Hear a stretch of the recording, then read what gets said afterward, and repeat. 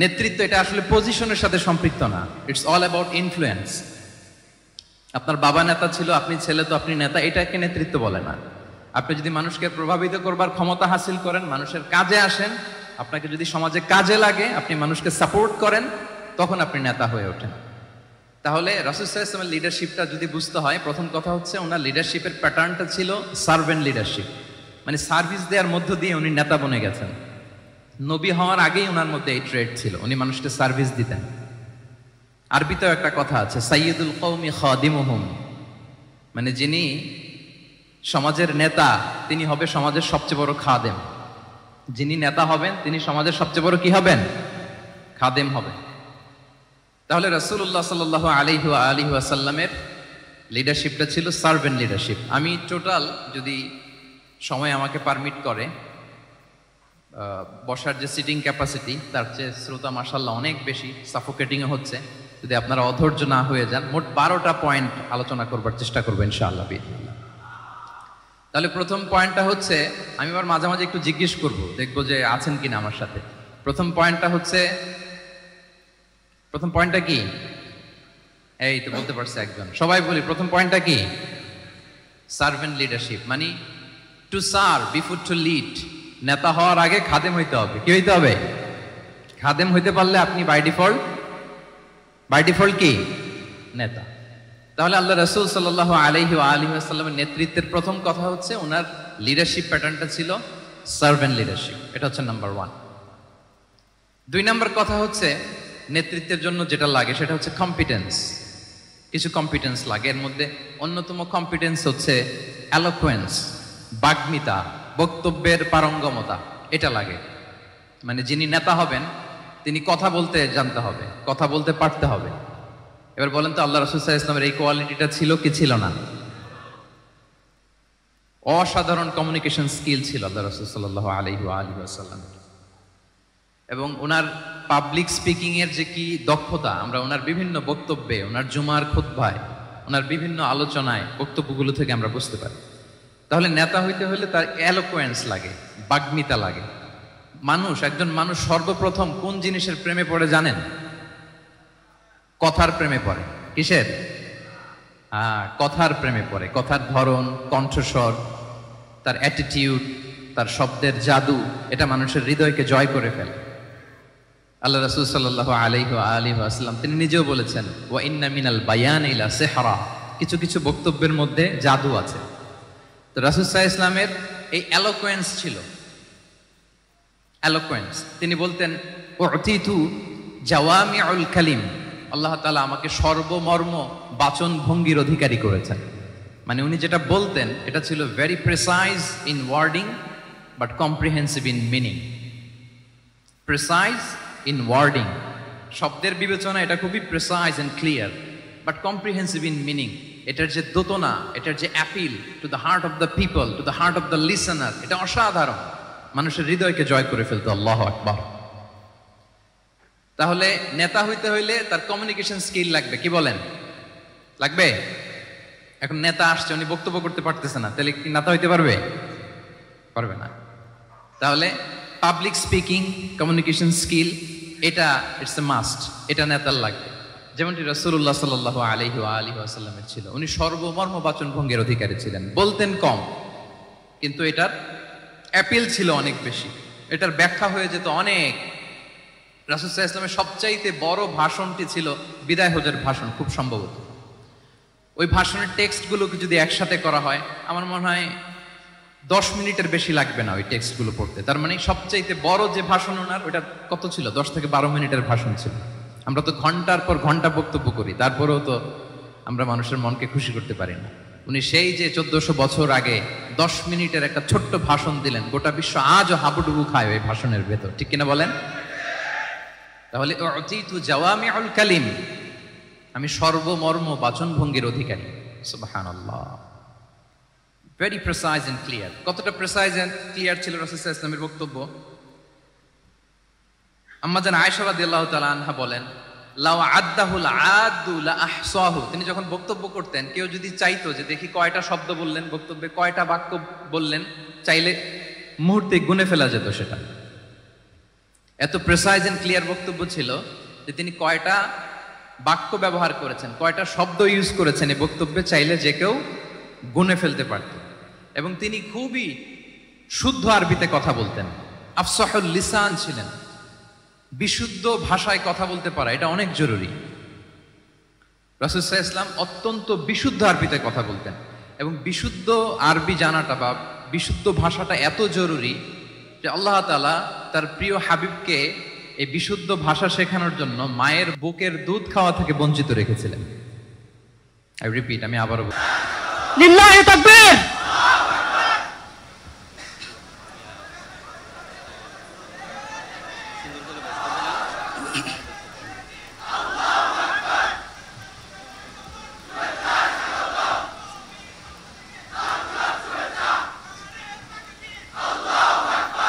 نحمده ونصلي على رسوله الكريم أما بعد فأعوذ بالله من الشيطان الرجيم بسم الله الرحمن الرحيم لقد كان لكم في رسول الله أسوة حسنة لمن كان يرجو الله واليوم الآخر وذكر الله كثيرا صدق الله العظيم رب اشرح لي صدري ويسر لي أمري واحلل عقدة من لساني يفقه قولي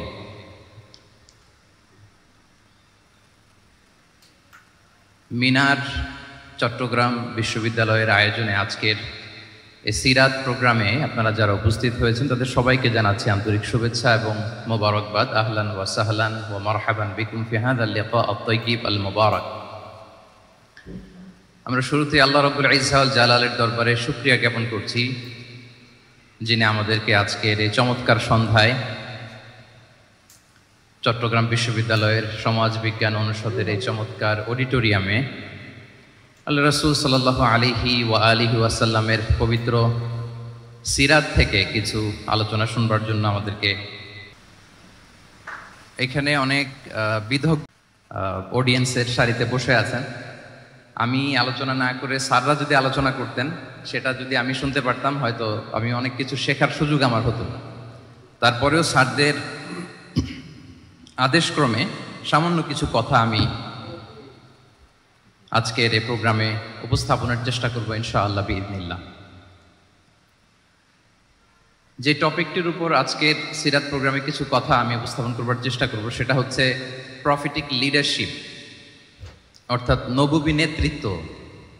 আল্লাহ রাসূল সাল্লাল্লাহু আলাইহি ওয়াসাল্লামের নেতৃত্বের ধরন কেমন ছিল, কৌশলগুলো কেমন ছিল, স্ট্র্যাটেজি কেমন ছিল, রূপরেখা কেমন ছিল, এবং সেখান থেকে লেসন নিয়ে বর্তমান নেতৃত্বকে আমরা কিভাবে আরো ডেভেলপ করতে পারি, ইমপ্রুভ করতে পারি, এ নিয়ে সামান্য কিছু কথা আজকের এই প্রোগ্রামে আমি উপস্থাপন করার চেষ্টা করব ইনশাআল্লাহ বিইذنিল্লাহ। তো মূল আলোচনাতে যাওয়ার আগে আমাদের শুরুতে নেতৃত্ব জিনিসটা কি, what is leadership, what is the essence of leadership, এই বিষয়টা ক্লিয়ার হইতে হবে। এটা ক্লিয়ার হলে আমরা পুরো আলোচনাটা খুব ভালো করে উপভোগ করতে পারবো ইনশাআল্লাহ। আমি অডিয়েন্সের মধ্য থেকে শুনতে চাই যে নেতৃত্ব বলতে আমরা আসলে কি বুঝি, হোয়াট ইজ লিডারশিপ। কেউ কি আপনারা বলবেন যে হোয়াট ইজ লিডারশিপ, নেতৃত্ব মানে কি? জি, নেতৃত্ব মানে নেতা, তারপরে ওদিকে nose the way, shows the way, goes the way, যে রাস্তা চিনে, রাস্তা দেখায়, নিজে রাস্তা দিয়ে হাঁটে, সে নেতা। আর মাশাআল্লাহ, এদিকে ন্যায়ের পথে বা সঠিক পথে পরিচালনা করা। পেছনে এক হাত দেখা যায়, ওই যে এক ভাই। What is leadership to you, বলেন। আচ্ছা,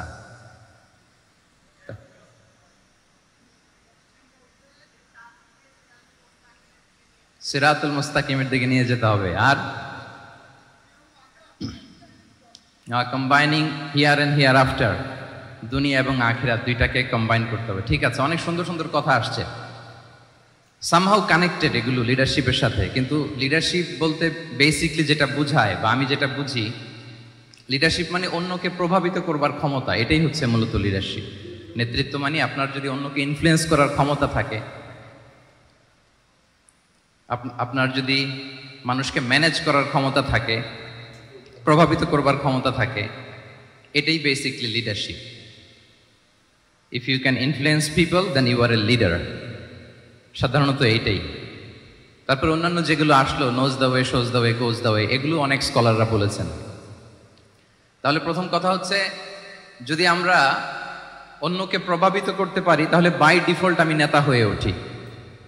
আই রিপিট, আমি আবারও বলছি, যদি অন্যদেরকে আমরা প্রভাবিত করবার ক্ষমতা রাখি, ইনফ্লুয়েন্স করবার ক্ষমতা রাখি, তাহলে বাই ডিফল্ট আমরা কি হয়ে উঠি? নেতা হয়ে উঠি। এটা হচ্ছে লিডারশিপের মূল সংজ্ঞা বা প্রকৃত কথা।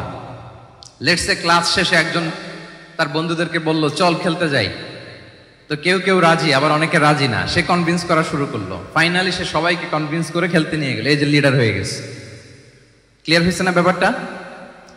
তাহলে বেসিকলি অন্যকে প্রভাবিত করবার যে ক্ষমতা, এটাই হচ্ছে কি লিডারশিপ। যদি আমরা অন্যকে প্রভাবিত করতে পারি, ইনফ্লুয়েন্স করতে পারি। আমাদের সমাজে কিংবা রাষ্ট্রে আমরা যে সমস্যাগুলো দেখি, এগুলো বেসিকলি পুর লিডারশিপের কারণে। পুর লিডারশিপ, বিকজ অফ পুর লিডারশিপ। যদি যথাযোগ্য নেতৃত্ব আমরা তৈরি করতে পারতাম, যোগ্য নেতৃত্ব যদি আমরা হাজির করতে পারতাম, তাহলে এই সমস্যাগুলো থাকতো না। আমরা আল্লাহ রাসূল সাল্লাল্লাহু আলাইহি ওয়া আলিহি ওয়াসাল্লামের নেতৃত্বের গুণাবলীগুলো, যদি ওনার যে লিডারশিপ ট্রেটস, লিডারশিপ ফিচার্সগুলো আছে, এগুলো যদি আমরা খেয়াল করি, তাহলে দেখবো যে এগুলো দিয়ে তিনি পুরো একটা জাতি, একটা ভূখণ্ডের জীবনধারা পাল্টে দিয়েছিলেন, তাই না? তাহলে নেতৃত্বের দিক থেকে অ্যাজ এ লিডার তিনি কতটা সফল, এটা খুব ক্লিয়ার আমাদের কাছে। আমরা এখন দেখার চেষ্টা করব যে রাসূল সাল্লাল্লাহু আলাইহি ওয়াসাল্লামের লিডারশিপটা আসলে কোন ধরনের লিডারশিপ ছিল, কোন ধরনের নেতৃত্ব ছিল, এবং সেখান থেকে বর্তমান সময়ে আমরা কি করে যুগোপযোগী নেতৃত্ব তৈরি করতে পারি। প্রথম যেটা বলতে হবে সেটা হচ্ছে, আল্লাহ রাসূল সাল্লাল্লাহু আলাইহি ওয়া আলিহি ওয়াসাল্লামের নেতৃত্বটা ছিল সার্ভেন্ট লিডারশিপ। সার্ভেন্ট লিডারশিপ মানে হচ্ছে কাজের মধ্য দিয়ে নেতা হওয়া। বেসিক্যালি আপনি যখন মানুষের কাজে লাগবেন বা কাজে আসবেন, তখনই আপনি নেতা। যদি আপনাকে সমাজে কোনো কাজে না লাগে, সমাজে যদি আপনি রেলেভেন্ট হতে না পারেন, কাউকে সাপোর্ট করতে না পারেন, গাইড করতে না পারেন, তাহলে তো নেতা হয়ে ওঠা আপনার পক্ষে সম্ভব হবে না। তাহলে যদি কাজে লাগা যায় মানুষের, আপনি যদি কাজে লাগেন, আপনি যদি মানুষের উপকারে আসেন, তাহলে by default you are a leader. If you are society oriented, if you are people oriented, if you are service oriented, by default you are a leader. আমরা যদি আল্লাহ রাসূল সাল্লাল্লাহু আলাইহি ওয়া আলিহি ওয়াসাল্লামের জীবনের দিকে একটু খেয়াল করি, তাহলে দেখবো যে নবী হওয়ার আগেও কিন্তু আল্লাহ রাসূল সাল্লাল্লাহু আলাইহি ওয়াসাল্লামের এই ক্যারেক্টারিস্টিক্স গুলো ছিল, এই ফিচার গুলো ছিল। উনি মানুষের অনেক কাজে এসেছেন, তিনি মানুষকে সাপোর্ট করতেন, বিপদে তাদের পাশে দাঁড়াতেন, তাই না? তিনি তো অফিসিয়ালি 40 বছর বয়সে নবী হলেন, যদিও আল্লাহর এলেমে তিনি অনেক আগে থেকেই নবী। কিন্তু দুনিয়াতে আল্লাহ রাসূল সাল্লাল্লাহু আলাইহি ওয়াসাল্লাম যখন 40 বছর বয়সে উপনীত হলেন, তখনই তো হেরা গুহায় নাজিল হলো, ইকরা বিসমি রাব্বিকাল্লাযী খালাক, read in the name of your Lord who has created. এই যে 5টা আয়াত নাজিল হলো, উনি নিয়ে আসলেন, কাঁপতে লাগলেন। খাদিজা রাদিয়াল্লাহু তাআলা আনহার কাছে বললেন যে, মনে হয় আমি মারা যাব, আমাকে কম্বল চাপা দাও, আমার ভয় লাগছে, আমি কাঁপছি। তখন খাদিজা রাদিয়াল্লাহু তাআলা আনহা ওনাকে আশ্বস্ত করলেন, ওয়াল্লাহি লা ইউখজিকাল্লাহু আবাদা, আপনি ভয় পাবেন না, আল্লাহ আপনাকে অপদস্থ করবেন না। ইন্নাকা লা তাসিলুর রাহিমা ওয়া তাসদুকুল হাদিসা, নিশ্চয় আপনি আত্মীয়তার সম্পর্ককে বজায় রাখেন, আপনি সবসময় সত্য কথা বলেন। ওয়া তাহমিলুল কাল্লা, আপনি মানুষের বোঝা বয়ে দেন। ওয়া তাকসিবুল মা'দুমা, যার উপার্জন করার কোনো সক্ষমতা নেই, তার জন্য আপনি উপার্জন করেন, তাকে আপনি ফিনান্সিয়াল সাপোর্ট করেন। ওয়া তাকরিউদ দাইফা, আপনি মেহমানকে খাওয়ান। ওয়া তুঈনু আলা নাওয়াইবিল হক, সত্য যেখানে বিপন্ন সেখানে আপনি সত্যের বীর সেনানী হয়ে দাঁড়িয়ে যান। তো এই ফিচার যাদের মধ্যে থাকে, এমন ব্যক্তিত্বকে আল্লাহ তাআলা কখনোই অপমান করতে পারেন না। আপনি চিন্তিত হবেন না, ডোন্ট ওয়ারি অ্যাবাউট ইট, কোনো ভয় নাই, কোনো চিন্তা নাই, আপনি আশ্বস্ত হন। তাহলে দেখেন, এই যে 6টা গুণের কথা খাদিজা রাদিয়াল্লাহু তাআলা আনহা বললেন, এগুলো কিন্তু রাসূল সাল্লাল্লাহু আলাইহি ওয়াসাল্লাম নবী হওয়ার আগের গুণ। অর্থাৎ 40 বছর বয়সে তিনি উপনীত হওয়ার আগেই ওনার এই অভ্যেস ছিল যে উনি অন্যের বোঝা বইয়ে দিতে হেল্প করতেন, মানুষকে সাপোর্ট করতেন। যার উপার্জন করার সুযোগ নাই, ক্ষমতা নাই, তাকে তিনি উপার্জন করে দিতেন, মানে তাকে ফিনান্সিয়ালি সাপোর্ট করতেন, মেহমান খাওয়াতেন। তার মানে নবী হওয়ার আগেই উনি জনকল্যাণমূলক কাজে নিজেকে সম্পৃক্ত রেখেছেন। মানুষকে তিনি সাপোর্ট করতেন, মানুষকে হেল্প করতেন, উনি মানুষের কাজে লাগতেন। আর যে মানুষের কাজে লাগে, মানুষের উপকারে আসে, জনকল্যাণমূলক কাজে নিজেকে সম্পৃক্ত রাখে, বাই ডিফল্ট সে নেতা, বাই ডিফল্ট সে কি নেতা হয়ে যায়। তাহলে to serve before to lead, নেতৃত্ব এটা আসলে পজিশনের সাথে সম্পৃক্ত না, ইটস অল অ্যাবাউট ইনফ্লুয়েন্স। আপনার বাবা নেতা ছিল, আপনি ছেলে তো আপনি নেতা, এটাকে নেতৃত্ব বলে না। আপনি যদি মানুষকে প্রভাবিত করবার ক্ষমতা হাসিল করেন, মানুষের কাজে আসেন, আপনাকে যদি সমাজে কাজে লাগে, আপনি মানুষকে সাপোর্ট করেন, তখন আপনি নেতা হয়ে ওঠেন। তাহলে রাসূল সাল্লাল্লাহু আলাইহি ওয়াসাল্লামের লিডারশিপটা যদি বুঝতে হয়, প্রথম কথা হচ্ছে ওনার লিডারশিপের প্যাটার্নটা ছিল সার্ভেন্ট লিডারশিপ, মানে সার্ভিস দেওয়ার মধ্য দিয়ে উনি নেতা বনে গেছেন। নবী হওয়ার আগেই ওনার মধ্যে এই ট্রেড ছিল, উনি মানুষকে সার্ভিস দিতেন।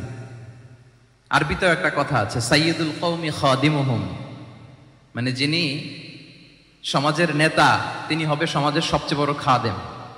যিনি নেতা হবেন তিনি সমাজের সবচেয়ে বড় কি হবেন? খাদেম হবেন।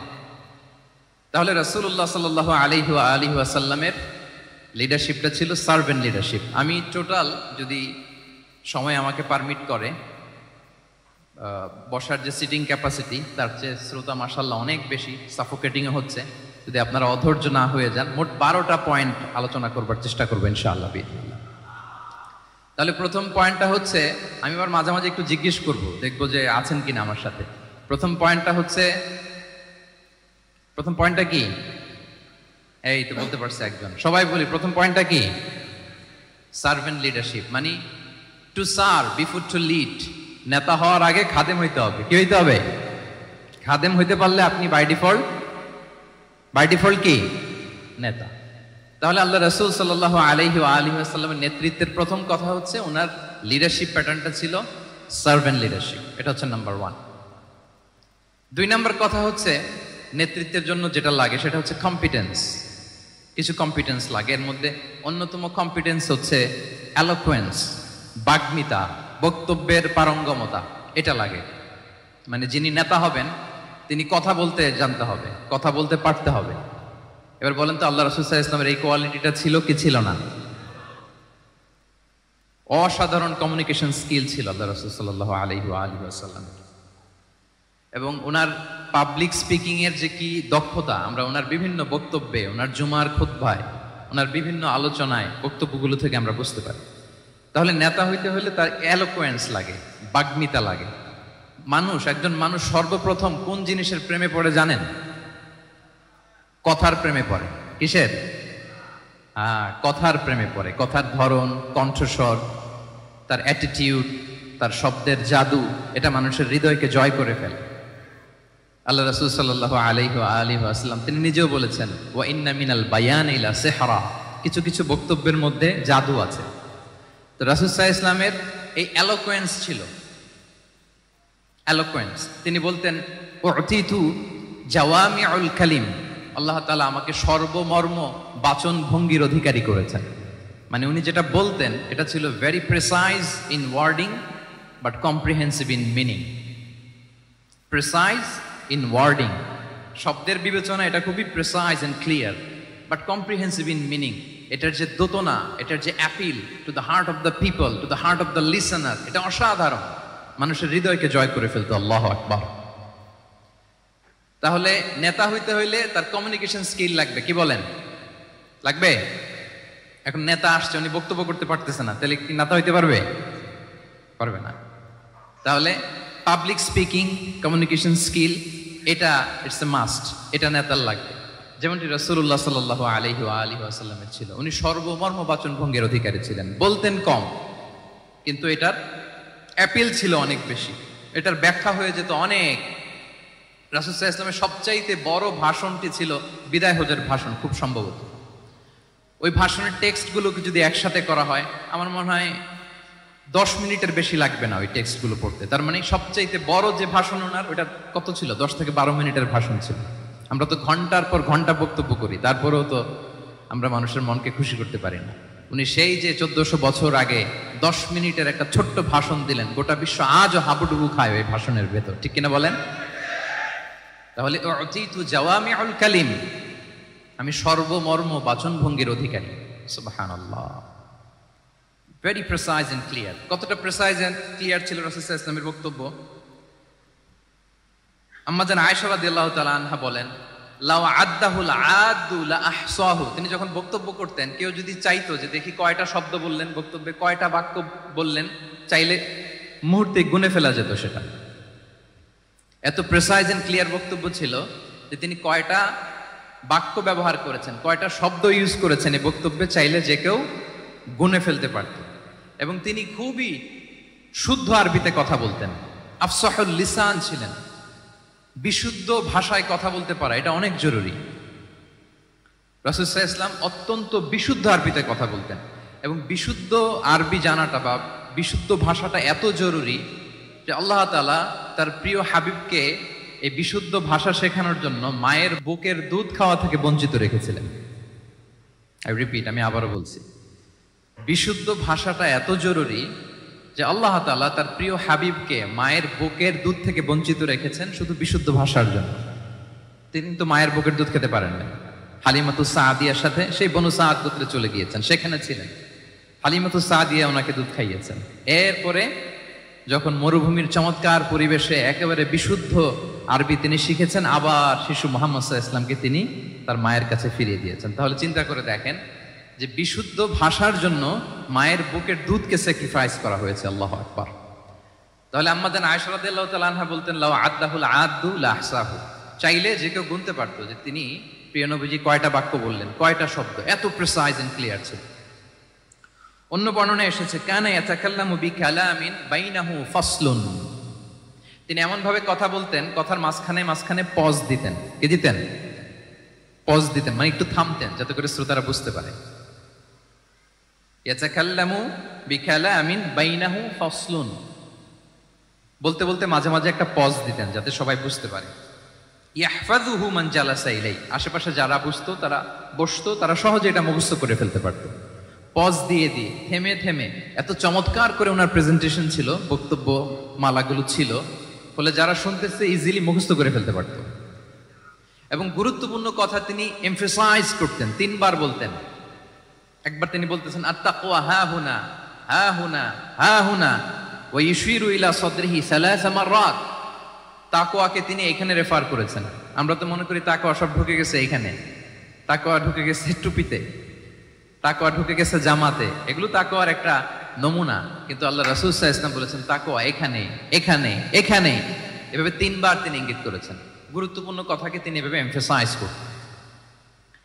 মাঝে মাঝে এমন আবেগ ঘন বক্তব্য উপস্থাপন করতেন, সাহাবারা অশ্রুসিক্ত হতো। ওয়াজিলাত মিনহাল কুলুব যারাফাত মিনহাল উয়ুন, সাহাবারা বলতেন যে আমরা অশ্রুসিক্ত হতাম, আমাদের হৃদয় বিগলিত হতো। এত চমৎকার মর্মস্পর্শী বক্তব্য তিনি করতেন। এটা প্রেক্ষাপটের আলোকে। আবার যুদ্ধের ময়দানে যখন কমান্ড করতেন তখন আলা সাউতু ওয়াশতাদ্দা গাদাবু, তিনি রেগে যেতেন, উঁচু কণ্ঠে তিনি কথা বলতেন, মনে হচ্ছে একজন সেনাবাহিনীর কমান্ডার তার ব্যাটালিয়নকে কমান্ড করছেন। আল্লাহু আকবার। তাহলে বক্তব্যের যত দিক হতে পারে, স্লো মোশনে, খুব তেজস্বী বক্তব্য, খুব জ্বালাময়ী বক্তব্য, আবার মর্মস্পর্শী বক্তব্য, সব ধরনের বক্তব্য তিনি করতেন। সুবহানাল্লাহ। তাহলে এলোকুয়েন্স, 2 নাম্বার হচ্ছে এলোকুয়েন্স। কম্পিটেন্সের খুব গুরুত্বপূর্ণ একটা অংশ হচ্ছে এলোকুয়েন্স, বাগ্মিতা। এটা একজন নেতার থাকা চাই। কি বলেন? একজন নেতার এরকম বক্তব্য দিতে জানতে হবে না? আল্লাহ রাসূল সাল্লাল্লাহু আলাইহি ওয়া আলিহি ওয়াসাল্লাম তিনি ঠিক এইভাবে বক্তব্য করতেন। মাঝে মাঝে মাঝে মাঝে তিনি ইমোশনাল ইন্টেলিজেন্স ইউজ করতেন, মানে আবেগ অনুভূতিকে নাড়িয়ে দিয়ে শ্রোতাকে প্রভাবিত করে ফেলা। স্পিরিচুয়াল ইন্টেলিজেন্স বা ইমোশনাল ইন্টেলিজেন্স তিনি বক্তব্যের মধ্যে ব্যবহার করতেন। এমন ভাবে তিনি নাসিহাত করতেন, এমন ভাবে কথা বলতেন, মানুষের আবেগ অনুভূতিকে তিনি নাড়িয়ে দিতেন। আল্লাহু আকবার। ছোট্ট একটা উদাহরণ এখানে আমি হাজির করি। আপনারা হুনাইনের যুদ্ধের কথা নিশ্চয়ই শুনেছেন। কত হিজরিতে হয়েছিল? হ্যাঁ, আজকে তো অনেক পুরস্কার বিজয়ীদেরকে দেখলাম আমরা, মাশাআল্লাহ। কত? 8ম হিজরি। তার মানে মক্কা বিজয়ের ইমিডিয়েট পরেই, কয়েক সপ্তাহ পরেই তো হুনাইনের যুদ্ধ হয়েছিল। তো এই হুনাইনের যুদ্ধে অনেক ওয়ার বুটিজ মুসলমানদের করতলগত হয়েছিল, মানে অনেক গানিমাত, অনেক সম্পদ ওনারা যুদ্ধ শেষে যুদ্ধলব্ধ সম্পদ হিসেবে পেয়েছিলেন। 24,000 উট। কত উট? 24,000 উট, প্রায় 40,000 ভেড়া। এত পরিমাণ গনিমত যখন রাসূল সাল্লাল্লাহু আলাইহি ওয়াসাল্লাম পেলেন, তিনি এগুলো বন্টন করতে শুরু করলেন। কিন্তু রাসূল সাল্লাল্লাহু আলাইহি ওয়াসাল্লাম তিনি বন্টন করতে যে আনসারী সাহাবীদেরকে, অর্থাৎ মদিনার যে সাহাবারা তাদেরকে কিছুই দিলেন না, বরং তিনি মক্কার সাহাবাদেরকে দিলেন, অন্যান্য গোত্রের লোকদেরকে দিলেন, আশেপাশের সবাইকে দিলেন, কিন্তু দিলেন না কাদেরকে? আনসারি সাহাবীদের। ফলে এত বিশাল ওয়ার বুটিজ এর মধ্যে থেকে কিছুই আনসারিরা পেল না। ওনাদের মধ্যে ক্ষোভের জন্ম নিল, ওনাদের মধ্যে একটু অসন্তোষ তৈরি হলো, ক্ষোভের জন্ম হলো, এবং ক্ষোভ থেকে ওনারা সমালোচনা করতে আরম্ভ করলেন আল্লাহ রাসূল সাল্লাল্লাহু আলাইহি ওয়াসাল্লামের। এবং সমালোচনা করতে করতে এটা এমন পর্যায়ে চলে গেল, এক পর্যায়ে তারা বলতে আরম্ভ করলো যে আমরা ওনার জন্য জান দিলাম, জীবন দিলাম, আজকে উনি এত সম্পদ পেয়ে সব নিজ এলাকার লোকদের মাঝে বন্টন করে দিল, এটা কি ঠিক করলো উনি? আল্লাহ তাআলা আল্লাহর নবীকে ক্ষমা করুক, আল্লাহ তার রাসূলকে ক্ষমা করুক। মানে কেমন যেন রাসূল একটা ভুল করে ফেলছেন, রাসূল সাল্লাল্লাহু আলাইহি ওয়াসাল্লাম ওনাদেরকে দিতে বাধ্য ছিলেন, এটা যেহেতু দেন নাই, আল্লাহ তার রাসূলকে ক্ষমা করুক, এরকম একটা কথা তারা বলে ফেললেন। তো এটা তো অনেক বড় কথা। আল্লাহ রাসূল সাল্লাল্লাহু আলাইহি ওয়া আলিহি ওয়াসাল্লাম যখন এই কথা শুনলেন, তখন তিনি আনসারী সাহাবীদেরকে জড়ো করে একটা গেট টুগেদার করে এমন ইমোশনালি ওনাদেরকে কাবু করলেন, ইমোশনাল ইন্টেলিজেন্স ইউজ করলেন। এখানে তারা এসেছিল ক্ষোভ নিয়ে, অসন্তোষ নিয়ে, পরে সবাই কান্না করে রাসূল সাল্লাল্লাহু আলাইহি ওয়াসাল্লামের কাছে ক্ষমা চেয়ে সেই মজলিস থেকে উঠতে বাধ্য হয়েছে। তিনি সবাইকে ডেকে বললেন, ইয়া মা'আশারাল আনসার, আলাম আতিকুম দুল্লালান ফাহাদাকুমুল্লাহ ওয়া আলাতান ফাআগনাকুমুল্লাহ ওয়া আ'দাআন ফাআল্লাফাল্লাহু বাইনা কুলুবিকুম। চমৎকার চমৎকার এক্সপ্রেশন, যে ওহে আনসাররা, আমি কি তোমাদেরকে পথভ্রষ্ট পাইনি, পথহারা পাইনি? আমার ওসিলায় তোমরা হেদায়েতের দেখা পেয়েছো। আমি কি তোমাদেরকে নিঃস্ব পাইনি? আমার ওসিলায় তোমরা সমৃদ্ধ হয়েছো, সম্পদশালী হয়েছো। আমি কি তোমাদেরকে যুদ্ধরত অবস্থায় পাইনি? আউস খাজরাজ তোমরা তো ফাইট করতেছিলে ইচ আদার, আমি যে তোমাদের মধ্যে সম্প্রীতি আর ভালোবাসার মেলবন্ধনে তোমাদেরকে একত্রিত করে দিলাম। আওয়াজাতুম ফি আনফুসিকুম ফি লুআআতিন মিনাদ দুনিয়া, আর দুনিয়ার সামান্য কিছু জিনিসের কারণে তোমরা মনে কষ্ট পাচ্ছ, যেটা দিয়ে আমি কিছু মুসলিমদের হৃদয়কে আকৃষ্ট করছিলাম। তা আল্লাফতু বিহা কওমান লিউসলিমু ওয়া ওয়াকালতুকুম ইলা ইসলামিকুম, আমি কিছু মুসলিমদেরকে এগুলো দিয়ে তাদের হৃদয়টাকে ইসলামের প্রতি আরো অ্যাট্রাক্টেড করতেছিলাম, আর তোমাদেরকে তোমাদের ইসলামের উপরই আমি ছেড়ে দিয়েছি। আমি জানি আমার আনসাররা, তাদের হৃদয়ে যে ইসলাম আছে এটাই তাদের জন্য যথেষ্ট। আমা তারদাউনা আইয়াযহাবান নাসু বিশ-শাতি ওয়াল বাঈর ওয়া তারজিউনা বিরাসূলিল্লাহি ফি রিহালিকুম, won't you be happy that people go back to their country with sheep and camel, and you go back to your country with Rasulullah? Allahu Akbar। তোমরা কি এতে খুশি হবে না? মানুষ উট আর ভেড়া নিয়ে তাদের এলাকায় ফিরবে, আর তোমরা আল্লাহর রাসূলকে নিয়ে তোমাদের এলাকায় ফিরবে। এরকম একটার পর একটা ইমোশনালি রাসূল সাল্লাল্লাহু আলাইহি ওয়াসাল্লাম যখন আনসার সাহাবীদেরকে কাবু করতে লাগলেন, ওনারা এমন ভাবে কান্নার রোল জুড়ে দিল, এমন ভাবে অনুতপ্ত হলো, কাঁদতে শুরু করলো। পরে এরা বলতে আরম্ভ করলো, আমি তো 2-1টা বাক্য বললাম, লম্বা চূড়া মন মাতানো বক্তব্য, হৃদয় স্পর্শী বক্তব্য। তারা বললো, ইয়া রাসূলুল্লাহ, আমরা শুধু আপনাকে পেয়েই খুশি। রাসূল সাল্লাল্লাহু আলাইহি ওয়াসাল্লাম বলেন, গোটা বিশ্বের মানুষ যদি এই পথ ধরে আর আনসারীরা যদি এই পথ ধরে, আমি এই পথ ছেড়ে দিয়ে আনসারীদের পথে হাঁটবো। আল্লাহ তুমি আনসারদের ক্ষমা করো, তাদের সন্তানদের ক্ষমা করো, তাদের নাতিদেরকে ক্ষমা করো। এভাবে মর্মস্পর্শী বক্তব্য যখন ইমোশনাল ইন্টেলিজেন্স দিয়ে যখন রাসূল সাল্লাল্লাহু আলাইহি ওয়াসাল্লাম বললেন, সব আনসারী সাহাবারা কাঁদতে আরম্ভ করলেন। সবাই ফাবাকাল কওমু হাত্তা আখদালু লুহাহুম, তাদের প্রত্যেকের দাড়ি ভিজে গেল, এমন কান্না জুড়ে দিল। আল্লাহু আকবার। তাহলে এটা ছিল রাসূল সাল্লাল্লাহু আলাইহি ওয়াসাল্লামের বক্তব্যের মাধ্যমে শ্রোতাদের মাঝখানে প্রভাব সৃষ্টি করার ক্ষমতা। চিন্তা করতে পারেন, হৃদয় কেঁপে ওঠে না এই কথা শুনলে? Won't you be happy people go back to their home with sheep and camel, and you take the messenger of Allah with you? মানুষ ছাগল ভেড়া নিয়ে ফিরতেছে, তোমরা তো আল্লাহর নবীকে নিয়ে ঘরে ফিরতেছো। আল্লাহু আকবার। তাহলে এই কম্পিটেন্সটা লাগে একজন নেতার, তিনি এরকম মর্মস্পর্শী বক্তব্য দিতে জানতে হবে। কি বলেন? এটা দরকার আছে না? আচ্ছা, তাহলে রাসূল সাল্লাল্লাহু আলাইহি ওয়াসাল্লামের লিডারশিপ নিয়ে যেহেতু কথা বলছি, প্রফেটিক লিডারশিপ, প্রথমটা বলেছিলাম ওনার লিডারশিপের স্টাইল কি ছিল? এই তো মুখস্থ হয়ে গেছে, মাশাআল্লাহ। আবার লেটস মেক এ নয়েজ, প্রথমটা কি ছিল? Servant leadership. 2 নম্বরে এলোকুয়েন্স, বাগ্মিতা, বক্তব্যের পারঙ্গমতা চাই একজন নেতার মধ্যে, যেটা আল্লাহ রাসূল সাল্লাল্লাহু আলাইহি ওয়াসাল্লামের ছিল, এবং সেখান থেকে আমাদের শেখার আছে। নেয়ার আছে, কিভাবে তিনি বক্তব্য করতেন, কিভাবে জটিল কথাকে সহজ করে উপস্থাপন করতেন, কিভাবে এত চমৎকার করে তিনি ক্রাউড হ্যান্ডেল করতেন। দুটো গেল। 3 নাম্বার হচ্ছে আল্লাহ রাসূল সাল্লাল্লাহু আলাইহি ওয়া আলিহি ওয়াসাল্লামের নেতৃত্বের গুণাবলীগুলো যদি আমরা লিস্ট ডাউন করি, 3 নাম্বার হচ্ছে কম্পেশন। কম্পেশন, a leader should be compassionate. 3 number হচ্ছে কম্পেশন, মানে সফট হার্টেড, দয়াদ্র হৃদয় হতে হবে। আপনি মানুষের দুঃখ যদি আপনাকে কাঁদায় তবেই আপনি নেতা। কি বলেন? মানুষের দুঃখ দেখে, কষ্ট দেখে যদি আপনার মধ্যে কান্না আসে বুক ফেটে, তবেই আপনি নেতা। তাহলে দয়াদ্র হতে হয় নেতাকে, তাকে দয়ালু হতে হয়, কম্পেশনেট হতে হয়, দয়াদ্র হৃদয়ের হতে হয়। আমরা আল্লাহ রাসূল সাল্লাল্লাহু আলাইহি ওয়াসাল্লামের দিকে যদি তাকাই, ওনার তো একটা উপাধি হচ্ছে রাহমাতাল লিল আলামিন। আল্লাহ রাসূল সাল্লাল্লাহু আলাইহি ওয়াসাল্লামের উপাধি কি? ওমা আরসালনাকা ইল্লা রাহমাতাল লিল আলামিন। We have not sent you but as mercy for all the worlds. নবী হে, আপনাকে সবার জন্য আমি মার্সি করে পাঠিয়েছি, রাহমা করে পাঠিয়েছি। আপনি সবার জন্য রহমত, মানুষের জন্য, ম্যানকাইন্ড, জিনকাইন্ড, অ্যানিমালস, সবার জন্য আপনি রাহমা, মার্সি। তাহলে একজন মানুষ যখন নেতা হয়ে উঠতে চাইবে, নেতৃত্বের অন্যতম একটা লিডারশিপ ট্রেইট হচ্ছে কম্পেশন। অন্যের ব্যথায়, অন্যের দুঃখে তার কান্না আসতে হবে, সফট হার্টেড হইতে হবে তাকে, মাঝে মাঝে দয়াদ্র হৃদয়ের হতে হবে, তবেই সে নেতা।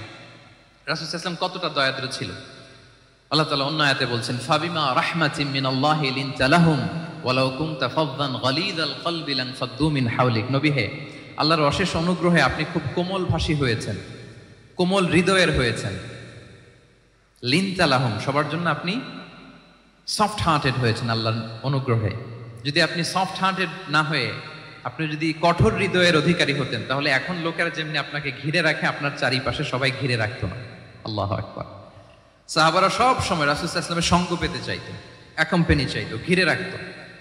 এমনকি অনেক সাহাবীর ঘরে ভালো না লাগলে রাসূল সাল্লাল্লাহু আলাইহি ওয়াসাল্লামের কাছে চলে আসতো। এমনকি অনেক সাহাবী বলতেন যে আমার পেটে ক্ষুধা লাগলেই আমি রাসূলের কাছে যেতাম, কারণ রাসূলের চেহারা দেখলে আমার পেটের ক্ষুধা উধাও হয়ে যেত। ফাবিমা রাহমাতিম মিনাল্লাহি লিনতা লাহুম। নবী হে, আল্লাহর অনুগ্রহে আপনি কোমল ভাষী হয়েছেন।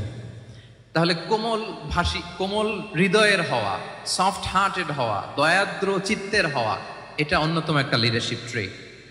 এত দয়াদ্র ছিলেন, আল্লাহ তাআলা বলছেন, ফালাআল্লাকা বাখিউন নাফসাকা আলা আসারিহিম ইল্লাম ইউমিনু বিহাযাল হাদীসি আসাফা। রাসূল সাল্লাল্লাহু আলাইহি ওয়াসাল্লাম বারবার মক্কার কুরাইশদের কাছে যেত, বারবার কাফিরদের কাছে যেত, যেন তারা ঈমান আনে, যেন তারা খারাপ রাস্তা ছেড়ে দিয়ে ভালো রাস্তায় আসে। বারবার চিন্তা করতো যে ইস, কেন তারা লা ইলাহা পড়ে না, কেন তারা সত্যের পথে ফিরে আসে না। হায় রে, একটুর জন্য তো তারা সামান্য আমার কথাটা শুনলেই তো বেঁচে যেত, ইস একটু আমার কথা মানলেই তো জাহান্নাম থেকে বেঁচে যেত। এরকম অস্থির হয়ে তাদের পেছনে ছুটতেন। আল্লাহ তাআলা বলেছেন, নবী হে, আপনি ওদের পেছনে ছুটতে ছুটতে আপনি তো নিজেকেই শেষ করে দিবেন। বাখিউন নাফসাক, আপনি তো নিজের দিকে খেয়াল করছেন না, নিজের শরীরের দিকে খেয়াল করছেন না, নিজের স্বাস্থ্যের দিকে, সময়ের দিকে, আপনি পাগল পাড়া হয়ে তাদেরকে বাঁচানোর জন্য ছুটছেন। তাহলে কতটা দয়াদ্র, কোমল হৃদয়ের অধিকারী হলে যে কাফেররা রাসূল সাল্লাল্লাহু আলাইহি ওয়াসাল্লামকে ফিজিক্যালি, মেন্টালি এমন কোনো টর্চার নেই, করে নাই, তাদের পিছনে পিছনে ছুটতেন তিনি। হায় রে, একটু যদি ইমানের রাস্তায় আনা যায়, কোনোভাবে যদি তাদেরকে বুঝিয়ে কনভিন্স করা যায়, তাহলে কম্পেশনেট, দয়ালু হওয়া, এটা নেতৃত্বের অন্যতম একটা গুণ। আপনার হৃদয়ে দয়া থাকতে হবে, মায়া থাকতে হবে সবার জন্য, কারণ নেতা তিনি তো সবার।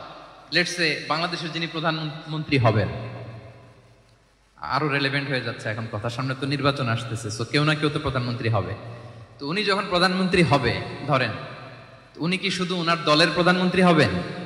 তাহলে উনি 18 কোটি মানুষের প্রধানমন্ত্রী হবেন, ঠিক কিনা বলেন?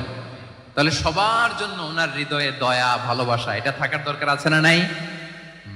তিনি সবার প্রতি কোমল হৃদয়ের হইতে হবে, দয়াদ্র হইতে হবে। প্রধানমন্ত্রী উনি শুধু নিজ দলের প্রধানমন্ত্রী নন, 18 কোটি মানুষের প্রধানমন্ত্রী। তাহলে সফট হার্টেড হইতে হবে। রাসূল সাল্লাল্লাহু আলাইহি ওয়াসাল্লামের মধ্যে এটা ছিল। সবসময় তিনি মাজলুমদের পাশে থাকতেন। আপনারা হিলফুল ফুজুলের কথা জানেন। ওনার বয়স যখন 35, ইয়ামানের এক ব্যবসায়ী আসছিল মক্কায় ব্যবসা করতে। পণ্য বিক্রির পরে আস ইবনে ওয়াইল নামে এক দুষ্ট জালেম, সে পণ্য নিয়ে বলে, আমরা এই এলাকার লোক, আমরা দাম দিব না, কি করতে পারো করো। এই লোক কান্না জুড়ে দিল। তার কান্না দেখে রাসূল সাল্লাল্লাহু আলাইহি ওয়াসাল্লামের হৃদয়ে দয়া হলো। তিনি ওনার চাচা জুবাইর ইবনে আব্দুল মুত্তালিব সহ ওনার মতো যারা ইয়াং স্টার আছে সবাইকে নিয়ে একটা সংঘ করলেন। এটাই তো হালাফুল ফুদুল, মূলত নাম হচ্ছে হালাফুল মুত্তাইয়িবিন। জাহিলি যুগে ওনাদের প্রথা ছিল, কোনো একটা ভালো কাজে কেউ যখন এক হতো, রং ভর্তি বালতির ভেতরে হাত ঢুকিয়ে তারা পাথরের মধ্যে ওই হাতের ছাপ দিত, সবাই ওইখানে ছাপ দিত। ফলে কাইন্ড অফ কভেনেন্ট, এটা একটা চুক্তির মতো, যে আমরা চুক্তিবদ্ধ হলাম, এগ্রিমেন্ট করলাম যে আমরা সবাই এক। তো রাসূল সাল্লাল্লাহু আলাইহি ওয়াসাল্লাম ওনার মতো ইয়াংস্টারদেরকে নিয়ে এই হালাফুল মুত্তাইয়িবিন বা হালাফুল ফুদুল করেছেন। এবং এটার মূল কথা ছিল, মূল স্লোগান ছিল, নাহনু মাআল মাজলুম দিদ্দাল যালিম, আমরা সবসময় মাজলুমের পক্ষে থাকবো, জালিমের বিপক্ষে। এটা ছিল হিলফুল ফুজুলের কি মূল শিক্ষা। এভাবে সব সময় তিনি মাজলুমদের সাথে ছিলেন। শ্রমিক সাহাবীদেরকে বড্ড ভালোবাসতেন, শ্রমজীবীদেরকে বড্ড ভালোবাসতেন। এমনকি বিদায় হজের মতো এরকম গুরুত্বপূর্ণ ভাষণও শ্রমজীবীদের কথা বাদ যায়নি, গরিবদের কথা বাদ যায়নি। আরিকাআকুম আতঈমুহুম মিম্মা তাআকুলুন ওয়ালবাসুহুম মিম্মা তালবাসুন। খবরদার, সেদিনও বলেছিলেন সেই বিদায় হজের ভাষণে, তোমরা তোমাদের শ্রমজীবী লোকদের কথা ভুলে যেও না, তোমাদের স্টাফদের কথা, তোমাদের দাস দাসীদের কথা। তোমরা যা খাবে সেখান থেকে তাদেরও খাওয়াবে, তোমরা যে পোশাক পরবে সেখান থেকে তাদেরও পোশাকের ব্যবস্থা করবে। আল্লাহু আকবার। তাহলে রাহমাতাল লিল আলামিন, তিনি ছিলেন কম্পেশনে, দয়ালু হৃদয়ের অধিকারী। তাহলে নেতা হইতে হলে তার হৃদয়ে কি থাকা লাগবে? দয়া। তাহলে 3 নম্বর পয়েন্টটা কি? হ্যাঁ কি সবাই বলি, 3 নম্বর পয়েন্টটা কি? কম্পেশন, অনুগ্রহ বা দয়া। এটা একজন নেতার হৃদয়ে থাকা চাই। 4 নম্বরে হচ্ছে ইন্টেগ্রিটি। ইন্টেগ্রিটি মানে সততা, নৈতিকতা থাকতে হবে। এটা অন্যতম একটা লিডারশিপ ট্রেট। এটার বড় ক্রাইসিস এখন ইন্টিগ্রিটির। রাসূল সাল্লাল্লাহু আলাইহি ওয়াসাল্লামের লিডারশিপটা ছিল এথিক্যাল লিডারশিপ, কিন্তু এইটার অনেক বড় ক্রাইসিস আমাদের সমাজে, আমাদের নেতৃত্বের মাঝে। কি বলেন?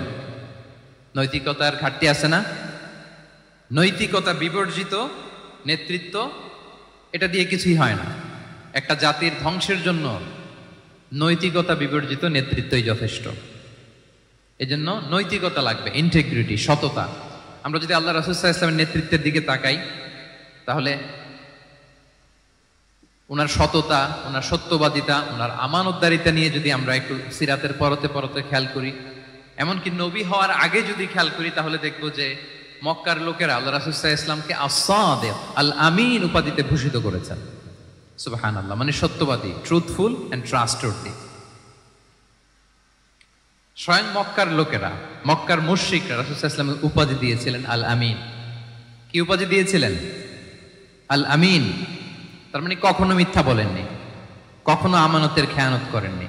যখন আয়াত নাজিল হলো, ওয়া আনজির আশিরাতাকাল আকরাবিন, হে নবী আপনি আপনার নিকটাত্মীয়দেরকে সতর্ক করুন জাহান্নামের আযাবের, তিনি সাফা পাহাড়ের চূড়ায় উঠে গেলেন, ডাকতে আরম্ভ করলেন, ও মক্কার লোকেরা, ও আমার আত্মীয়রা, আমি যদি বলি এই পাহাড়ের পেছনে একদল ঘোড়সাওয়ার সশস্ত্র ব্যাটালিয়ন তোমাদেরকে এখনই অ্যাটাক করবে, তোমরা কি বিশ্বাস করবে?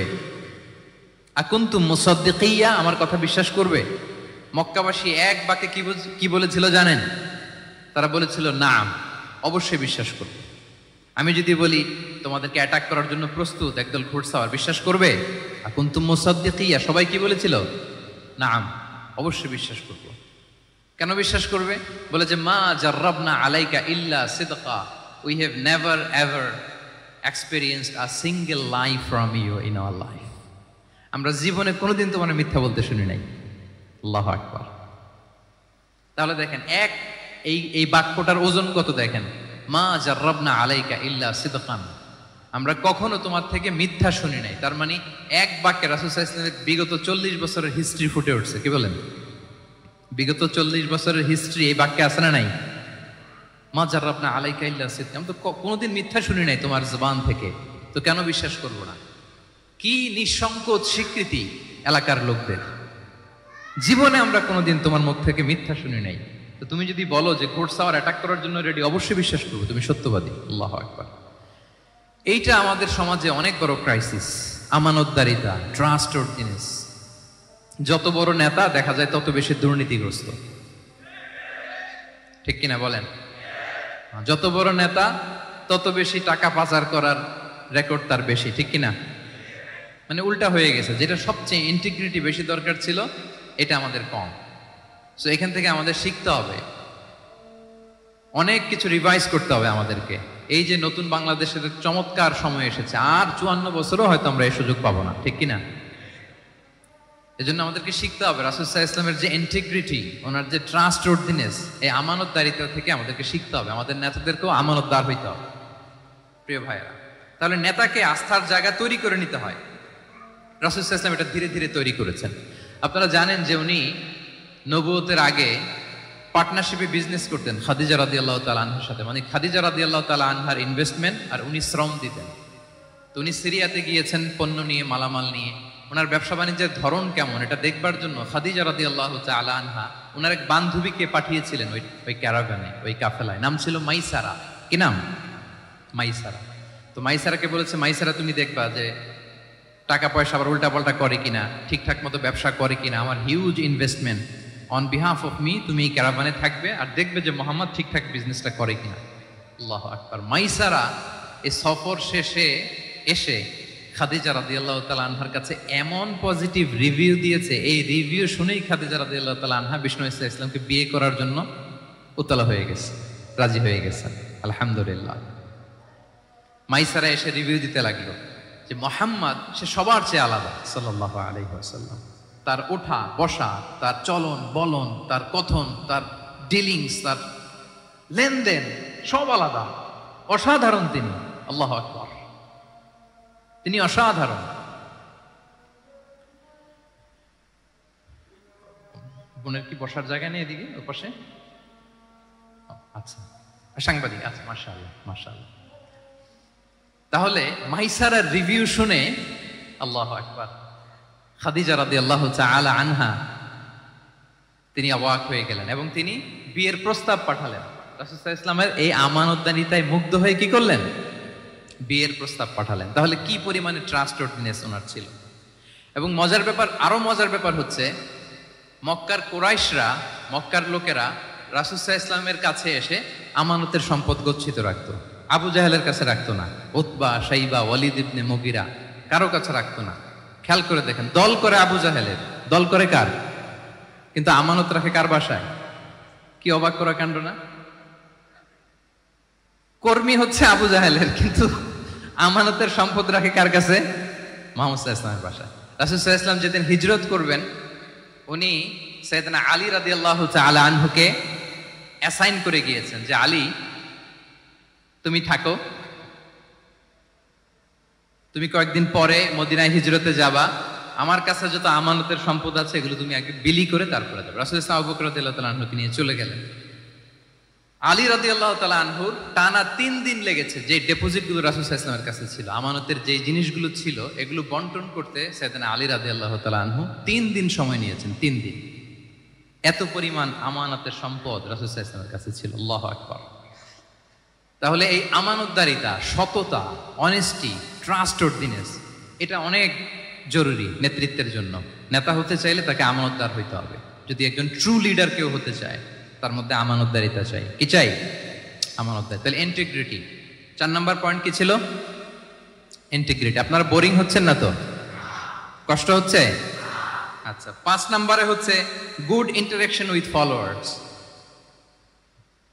গুড ইন্টারেকশন উইথ ফলোয়ার্স মানে নেতার তার ফলোয়ারের সাথে কি লাগবে? ভালো ইন্টারেকশন লাগবে, সুন্দর একটা সম্পর্ক লাগবে, ভালো বোঝাপড়া চাই। একজন ভালো নেতৃত্বের বৈশিষ্ট্য হচ্ছে নেতা তার ফলোয়ারের সাথে কি করবে? ইন্টারেক্ট করবে। এখানেই বস আর লিডারের মধ্যে পার্থক্য। বস কি করে? খালি হুকুম, অর্ডার করে শুধু। বসের কাজ হচ্ছে এই ডুজ এন্ড ডোন্টস বলে দেয়, এইটা করা যাবে ওইটা করা যাবে, মানে অর্ডার করে, ডিরেক্ট করে। কিন্তু লিডার কি করে? গাইড করে, মেন্টরিং করে, ইন্সপায়ার করে, মোটিভেট করে। So here is the difference between leader and boss. তাহলে বসই হওয়া যাবে না, নেতা হইতে চাইলে বসই হওয়া যাবে না। You have to interact with your followers. আপনার ফলোয়ারের সাথে ইন্টারাকশন লাগবে, তবেই আপনি নেতা। আমরা দেখি রাসূল সাল্লাল্লাহু আলাইহি ওয়াসাল্লামের কেমন ইন্টারাকশন ছিল। রাসূল সাল্লাল্লাহু আলাইহি ওয়াসাল্লাম যে কোনো বড় ডিসিশনে সাহাবাদের সাথে কনসালটেশন করতেন, পরামর্শ করতেন, তারপরে সিদ্ধান্ত নিতেন। ওয়াশাবিরহুম ফিল আমর, এই আয়াতের ভিত্তিতে তিনি সবার সাথে কি করে নিতেন? সাহাবাদের সাথে পরামর্শ করে নিতেন। আপনারা দ্বিতীয় হিজরির যে বদরের যুদ্ধের কথা জানেন, বদরের প্রান্তরটা মদিনা থেকে প্রায় 130 কিলো দক্ষিণ পশ্চিমে। তো ওখানে গেলেন মদিনা থেকে তিনি। যাওয়ার পরে এক জায়গায় তিনি সেনা ক্যাম্প স্থাপন করলেন। স্থাপন করার পরে হাব্বাব ইবনুল মুনজির রাদিয়াল্লাহু তাআলা আনহু তিনি জিজ্ঞেস করলেন, ইয়া রাসূলুল্লাহ, এই যে আপনি এই জায়গায় বদরের প্রান্তরে সেনা শিবির স্থাপন, আল্লাহর দেখিয়ে দেয়া কোনো জায়গা নাকি আপনার ইচ্ছায়? তিনি বললেন, আমানজিলান আনসালাকাল্লাহু লাইসা লানা আন নাতাকদ্দামাহু ওয়ালা নাতাআখারা আনহু। এটা কি একেবারে ফিক্সড আল্লাহর পক্ষ থেকে ওহী যে এখানেই সেনা শিবির স্থাপন করতে হবে, নাকি আমহু আর রায়ু ওয়াল হারবু ওয়াল মাকিদা, নাকি এটা যুদ্ধের কৌশল হিসেবে আপনি নিজ থেকে করেছেন? রাসূল সাল্লাল্লাহু আলাইহি ওয়াসাল্লাম বললেন, না, এটা কোনো ওহী না। আমার কাছে মনে হয়েছে, আমার যে অ্যানালাইসিস, আমার মনে হয়েছে বদরের যুদ্ধে এখানেই আমাদের পজিশনিংটা হলে ভালো হয়। হাব্বাব ইবনে মুনজির রাদিয়াল্লাহু তাআলা আনহু বলেন, না, ইদান লাইসা হাদা বিমানজিল ইয়া রাসূলুল্লাহ, তাহলে এইখানে যদি আপনার নিজ থেকে আপনি এটা ডিসাইড করেন, আমি আপনার অনুমতি ক্রমে বলতে চাই ইয়া রাসূলুল্লাহ, এটা সুন্দর জায়গা হয়নি। সুন্দর জায়গা হয়নি? তাহলে কোথায়? হাব্বাব বললেন, ওইখানে, ওই যে বদরের একটা কুয়া আছে, এখানে পানির সোর্স আছে। আমরা যদি ওইখানে একটা ব্লকেট দিয়ে দাঁড়াতে পারি, তাহলে কুরাইশরা এসে আর পানি খেতে পারবে না, ওরা পানি না খেয়েই মরবে, যুদ্ধেও মরবে, পানির অভাবেও মরবে। আল্লাহু আকবার। এক মুহূর্ত দেরি করলেন না রাসূল সাল্লাল্লাহু আলাইহি ওয়াসাল্লাম। এই অপিনিয়ন পাওয়ার সাথে সাথেই বললেন, এই সেনা ক্যাম্প এখান থেকে উঠে হাব্বাব যেখানে বলেছে ওইখানে যে সেনা শিবির স্থাপন করো। এক সেকেন্ডও দেরি করেন নাই। তাহলে কোনো ইগোইস্টিক ঝামেলা ছিল না, ভেরি অ্যাকোমোডেটিভ ছিলেন রাসূল সাল্লাল্লাহু আলাইহি ওয়াসাল্লাম। আমরা অনেক সময় নতুন কোনো কথা শুনলে, কোনো রিফর্ম শুনলে, শ্রোতাদের মধ্যে থেকে কিছু একটা শুনলে আটকে উঠি, চেঞ্জ করতে চাই না, রিজিড হয়ে থাকে। এই রিজিডিটি রাসূল সাল্লাল্লাহু আলাইহি ওয়াসাল্লামের মধ্যে ছিল না, ভেরি অ্যাকোমোডেটিভ ছিলেন, ইজিলি ওপেন আপ করতে পারেন। মুহূর্তেই বলেন, ঠিক আছে, আমি যেখানে করেছি আসলে ঠিক হয়নি, হাব্বাব যেখানে বলেছে সবাই ওখানে যে সেনা ক্যাম্প স্থাপন করো। আল্লাহু আকবার। উনি চাইলে বলতে পারতেন, এই হাব্বাব, তুমি কি আমার চেয়ে বেশি বুঝো? আমি তো নবী, তুমি আমার উম্মাহ, আমার কাছে ওহী আসে। কোনো ধরনের আর্গুমেন্টে না যে সরাসরি রাসূল সাল্লাল্লাহু আলাইহি ওয়াসাল্লাম এটাকে মেনে নিলেন। আল্লাহু আকবার। তাহলে এই যে ইন্টারাকশন, দেখেন কত চমৎকার ইন্টারাকশন ছিল সাহাবীদের সাথে রাসূলুল্লাহ সাল্লাল্লাহু আলাইহি ওয়াসাল্লাম। তাহলে good interaction with your followers, এটা জরুরি। আমরা যদি খন্দকের ঘটনা দেখি, খন্দকের যে পরীক্ষা খনন করা হয়েছিল, এটা কিন্তু কোনো মদিনার বা মক্কার কোনো আরাবিয়ান সাহাবাদের কাছ থেকে এই পরামর্শ আসেনি। এসেছে কার কাছ থেকে? সালমান আল ফারিসি। বাড়ি কই? সেই ইরান, ইয়ামান না, ইরান। হি ওয়াজ পার্সিয়ান, উনি ইরান থেকে আসছে। ফারিসি, সালমান আল ফারিসি, পারস্য থেকে আসা। উনার কথা অনুযায়ী তিনি বলেছেন, এবং বলেছেন সালমান মিন্না আহলাল বাইত, ওনাকে আহলে বাইতের স্ট্যাটাস তিনি দিয়েছেন। আল্লাহু আকবার।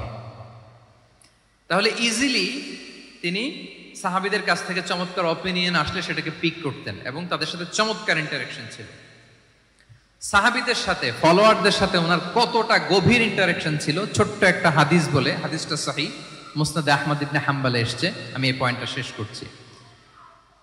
রাসূল সাল্লাল্লাহু আলাইহি ওয়াসাল্লামের যুগে এক সাহাবী ছিল, তার নাম ছিল জাহির ইবনে হারাম আল আশজাঈ। জাহির সাহাবীর নাম কি? সবাই বলুন, কি নাম?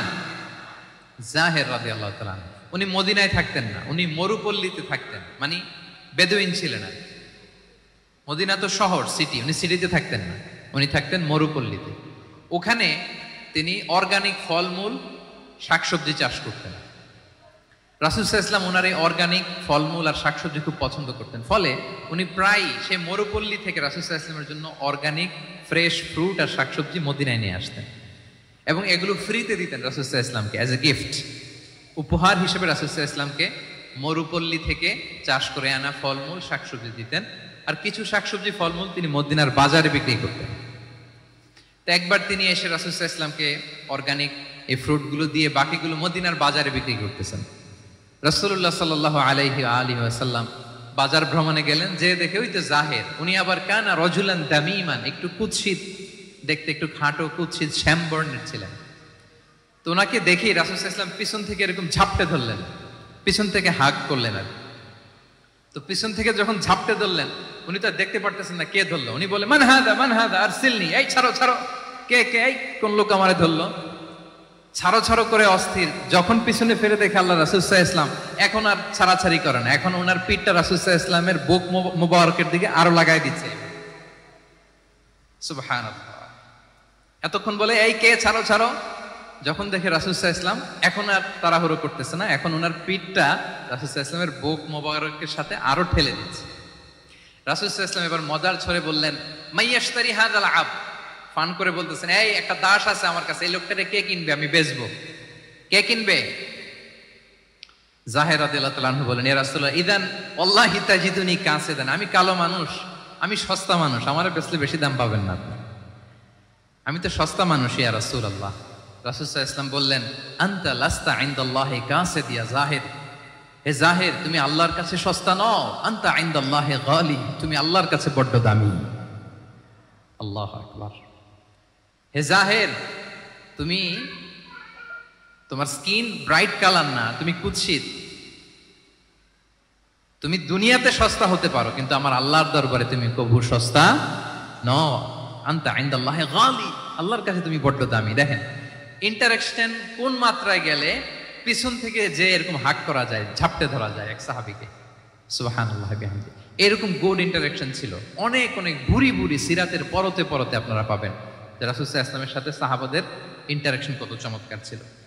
তাহলে 5 নাম্বার হচ্ছে গুড ইন্টারেকশন উইথ ফলোয়ার্স। দেখি মনে আছে কিনা। 1 নম্বরে কি ছিল, 2 নম্বরে, 3 নম্বরে কম্প্যাশন, 4 নম্বরে ইন্টিগ্রিটি, 5 নম্বরে মাশাআল্লাহ গুড ইন্টারেকশন উইথ ফলোয়ার্স। 6 নম্বরে হচ্ছে কারেজ, সাহসিকতা। নেতা হইতে হইলে সাহস লাগবে না? নেতারে বাঁচানোর জন্য কর্মীরা দৌড়াইতেছে সামনে, নেতা যদি ছোটে পেছনে, তাহলে হবে? হ্যাঁ, রিকশার টায়ার পাংচার হলে যদি নেতা 3 লাফ দেয়, এটা কি নেতা? তাহলে কি? তাহলে তো তাকে নেতা বলা যায় না। কি বলেন? নেতার তো হি শুড বি কারেজাস, তার সাহসী হইতে হবে, দুর্দান্ত সাহস থাকতে হবে তার। রাসূল সাল্লাল্লাহু আলাইহি ওয়াসাল্লামের এরকম দুর্দান্ত সাহস ছিল, অত্যন্ত সাহসিকতার অধিকারী তিনি ছিলেন। এবং এই লিডারশিপ ট্রেটটা খুবই জরুরি, এটাকে বলে মাদার স্কিল। কারেজি যে মাদার স্কিল, এটাই সব।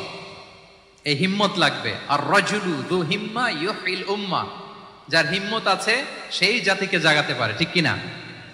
এই যে আমাদের কাছে তো উদাহরণ একেবারে হাতের কাছেই, এই যে 5 আগস্টে, এই যে জুলাই আপরাইজিং, যদি কারেজ না থাকতো আমাদের তরুণদের, আমাদের জেনজিদের, তাহলে এই পরিবর্তন কি আমরা দেখতে পেতাম না। আমি গল্প শুনছিলাম যে এই চট্টগ্রাম বিশ্ববিদ্যালয় থেকে 2 জন শহীদ হয়েছে, আল্লাহ তাদের কবরগুলোকে তুমি জান্নাতে টুকরা বানিয়ে দাও। এই যে আমাদের তরুণরা তাজা রক্ত দিয়ে একটা চেঞ্জ এনেছে, পরিবর্তন, এটা তো কারেজ, তাদের সাহসিকতার বহিঃপ্রকাশ, ঠিক কিনা? এটা লাগবে। কেউ যদি লিড দিতে চায়, লিডার হতে চায়, তার এটা লাগবে, মাস্ট। রাসূল সাল্লাল্লাহু আলাইহি ওয়াসাল্লাম অত্যন্ত সাহসী ছিলেন। 2-1টা উদাহরণ আমরা সিরাত থেকে দেখি। একবার মদিনাতে রাত্রিবেলা বিকট একটা আওয়াজ হলো, বিকট আওয়াজ, এত আওয়াজ সবাই ঘুম থেকে জেগে গেল। ঘুম থেকে জেগে সবাই হতভম্ব, কিরে এত আওয়াজ তো মদিনাতে কখনো শুনি না, ঘটনা কি? কেউ ঘোড়া নিয়ে, কেউ উট নিয়ে, কেউ খচ্চর নিয়ে, কেউ এমনি খালি পায়ে ছুটতে আরম্ভ করলো আওয়াজের দিকে, দেখি যাই কোথায় কি হলো। সবাই ছুটতে ছুটতে মাঝপথে যেয়ে দেখে রাসূল সাল্লাল্লাহু আলাইহি ওয়াসাল্লাম আওয়াজ কোথায় হয়েছে, কোত্থেকে হয়েছে দেখে ফিরে আসতেছে আর বলতেছে, লান তুরাউ লান তুরাউ, ডোন্ট ওয়ারি, আরে ভয় নাই ভয় নাই, দেখে আসছি আমি। আল্লাহু আকবার। ভয় নাই, আমি দেখে আসছি, এভরিথিং ইজ ফাইন দেয়ার, সব ঠিক আছে, যাও ফিরো ফিরো মদিনায় ফিরো। সবাই ভয় পেয়ে ঘোড়া টোরা ও ঠাকিয়ে ছুটতে আরম্ভ করছে। অনেক দূর যাওয়ার পরে দেখে রাসূল সাল্লাল্লাহু আলাইহি ওয়াসাল্লাম আবু তালহা রাদিয়াল্লাহু তাআলা আনহুর একটা খুবই ক্ষিপ্ত ঘোড়া নিয়ে উনি দেখে ভিজিট করে ফিরে আসতেছেন। সুবহানাল্লাহ। তাহলে বিপদ ঘটলে নেতা থাকতে হবে কই, সামনে না পেছনে? আমাদের নেতারা থাকে কই? নাকি পেছনেও খুঁজে পাওয়া যায় না? It's a big crisis. নেতা থাকবে কোথায়? Front liner. Leader should be front liner. উনি তো লিড দিবে, নেতৃত্ব দিবে। এখন ওনারা যদি খুঁজে পাওয়া না যায় তাহলে থাকবে কিছু না। এই যে শিখতে হবে আমাদের, যেমনটা রাসূল সাল্লাল্লাহু আলাইহি ওয়াসাল্লাম করলেন। বিকট আওয়াজ, উনি আগে চলে গেছে, কাউকে না বলে দেখে দেখে চলে আসতেছে। আল্লাহু আকবার। হুনাইনের যুদ্ধে এক পর্যায়ে মুসলমানরা পর্যদুস্ত হয়ে যাচ্ছিল, আপনারা অনেকে জানেন। To make the long story short, পুরো ঘটনাটা আমি আনবো না। সাহাবারা দিক বিদিক ছুটতে আরম্ভ করলো, পাহাড়ের উপর থেকে এমন প্রবল বেগে তীর ছোড়া হচ্ছিল, সাহাবারা টিকতে পারছিলেন না, কেউ এদিকে কেউ ওদিকে। রাসূল সাল্লাল্লাহু আলাইহি ওয়াসাল্লাম এই তীর তলোয়ারকে উপেক্ষা করে সামনে যেয়ে দাঁড়ালেন ঢালের মতো, আর বললেন, আনা নবিয়ুলা কাযিব, আনা ইবনে আব্দুল মুত্তালিব। এই সাহাবারা, আনা নবিয়ুলা কাযিব, আমি সত্য নবী, আমার দিকে ফেরো, I'm the grandson of Abdul Muttalib, আমি দাঁড়িয়ে আছি, ফেরো।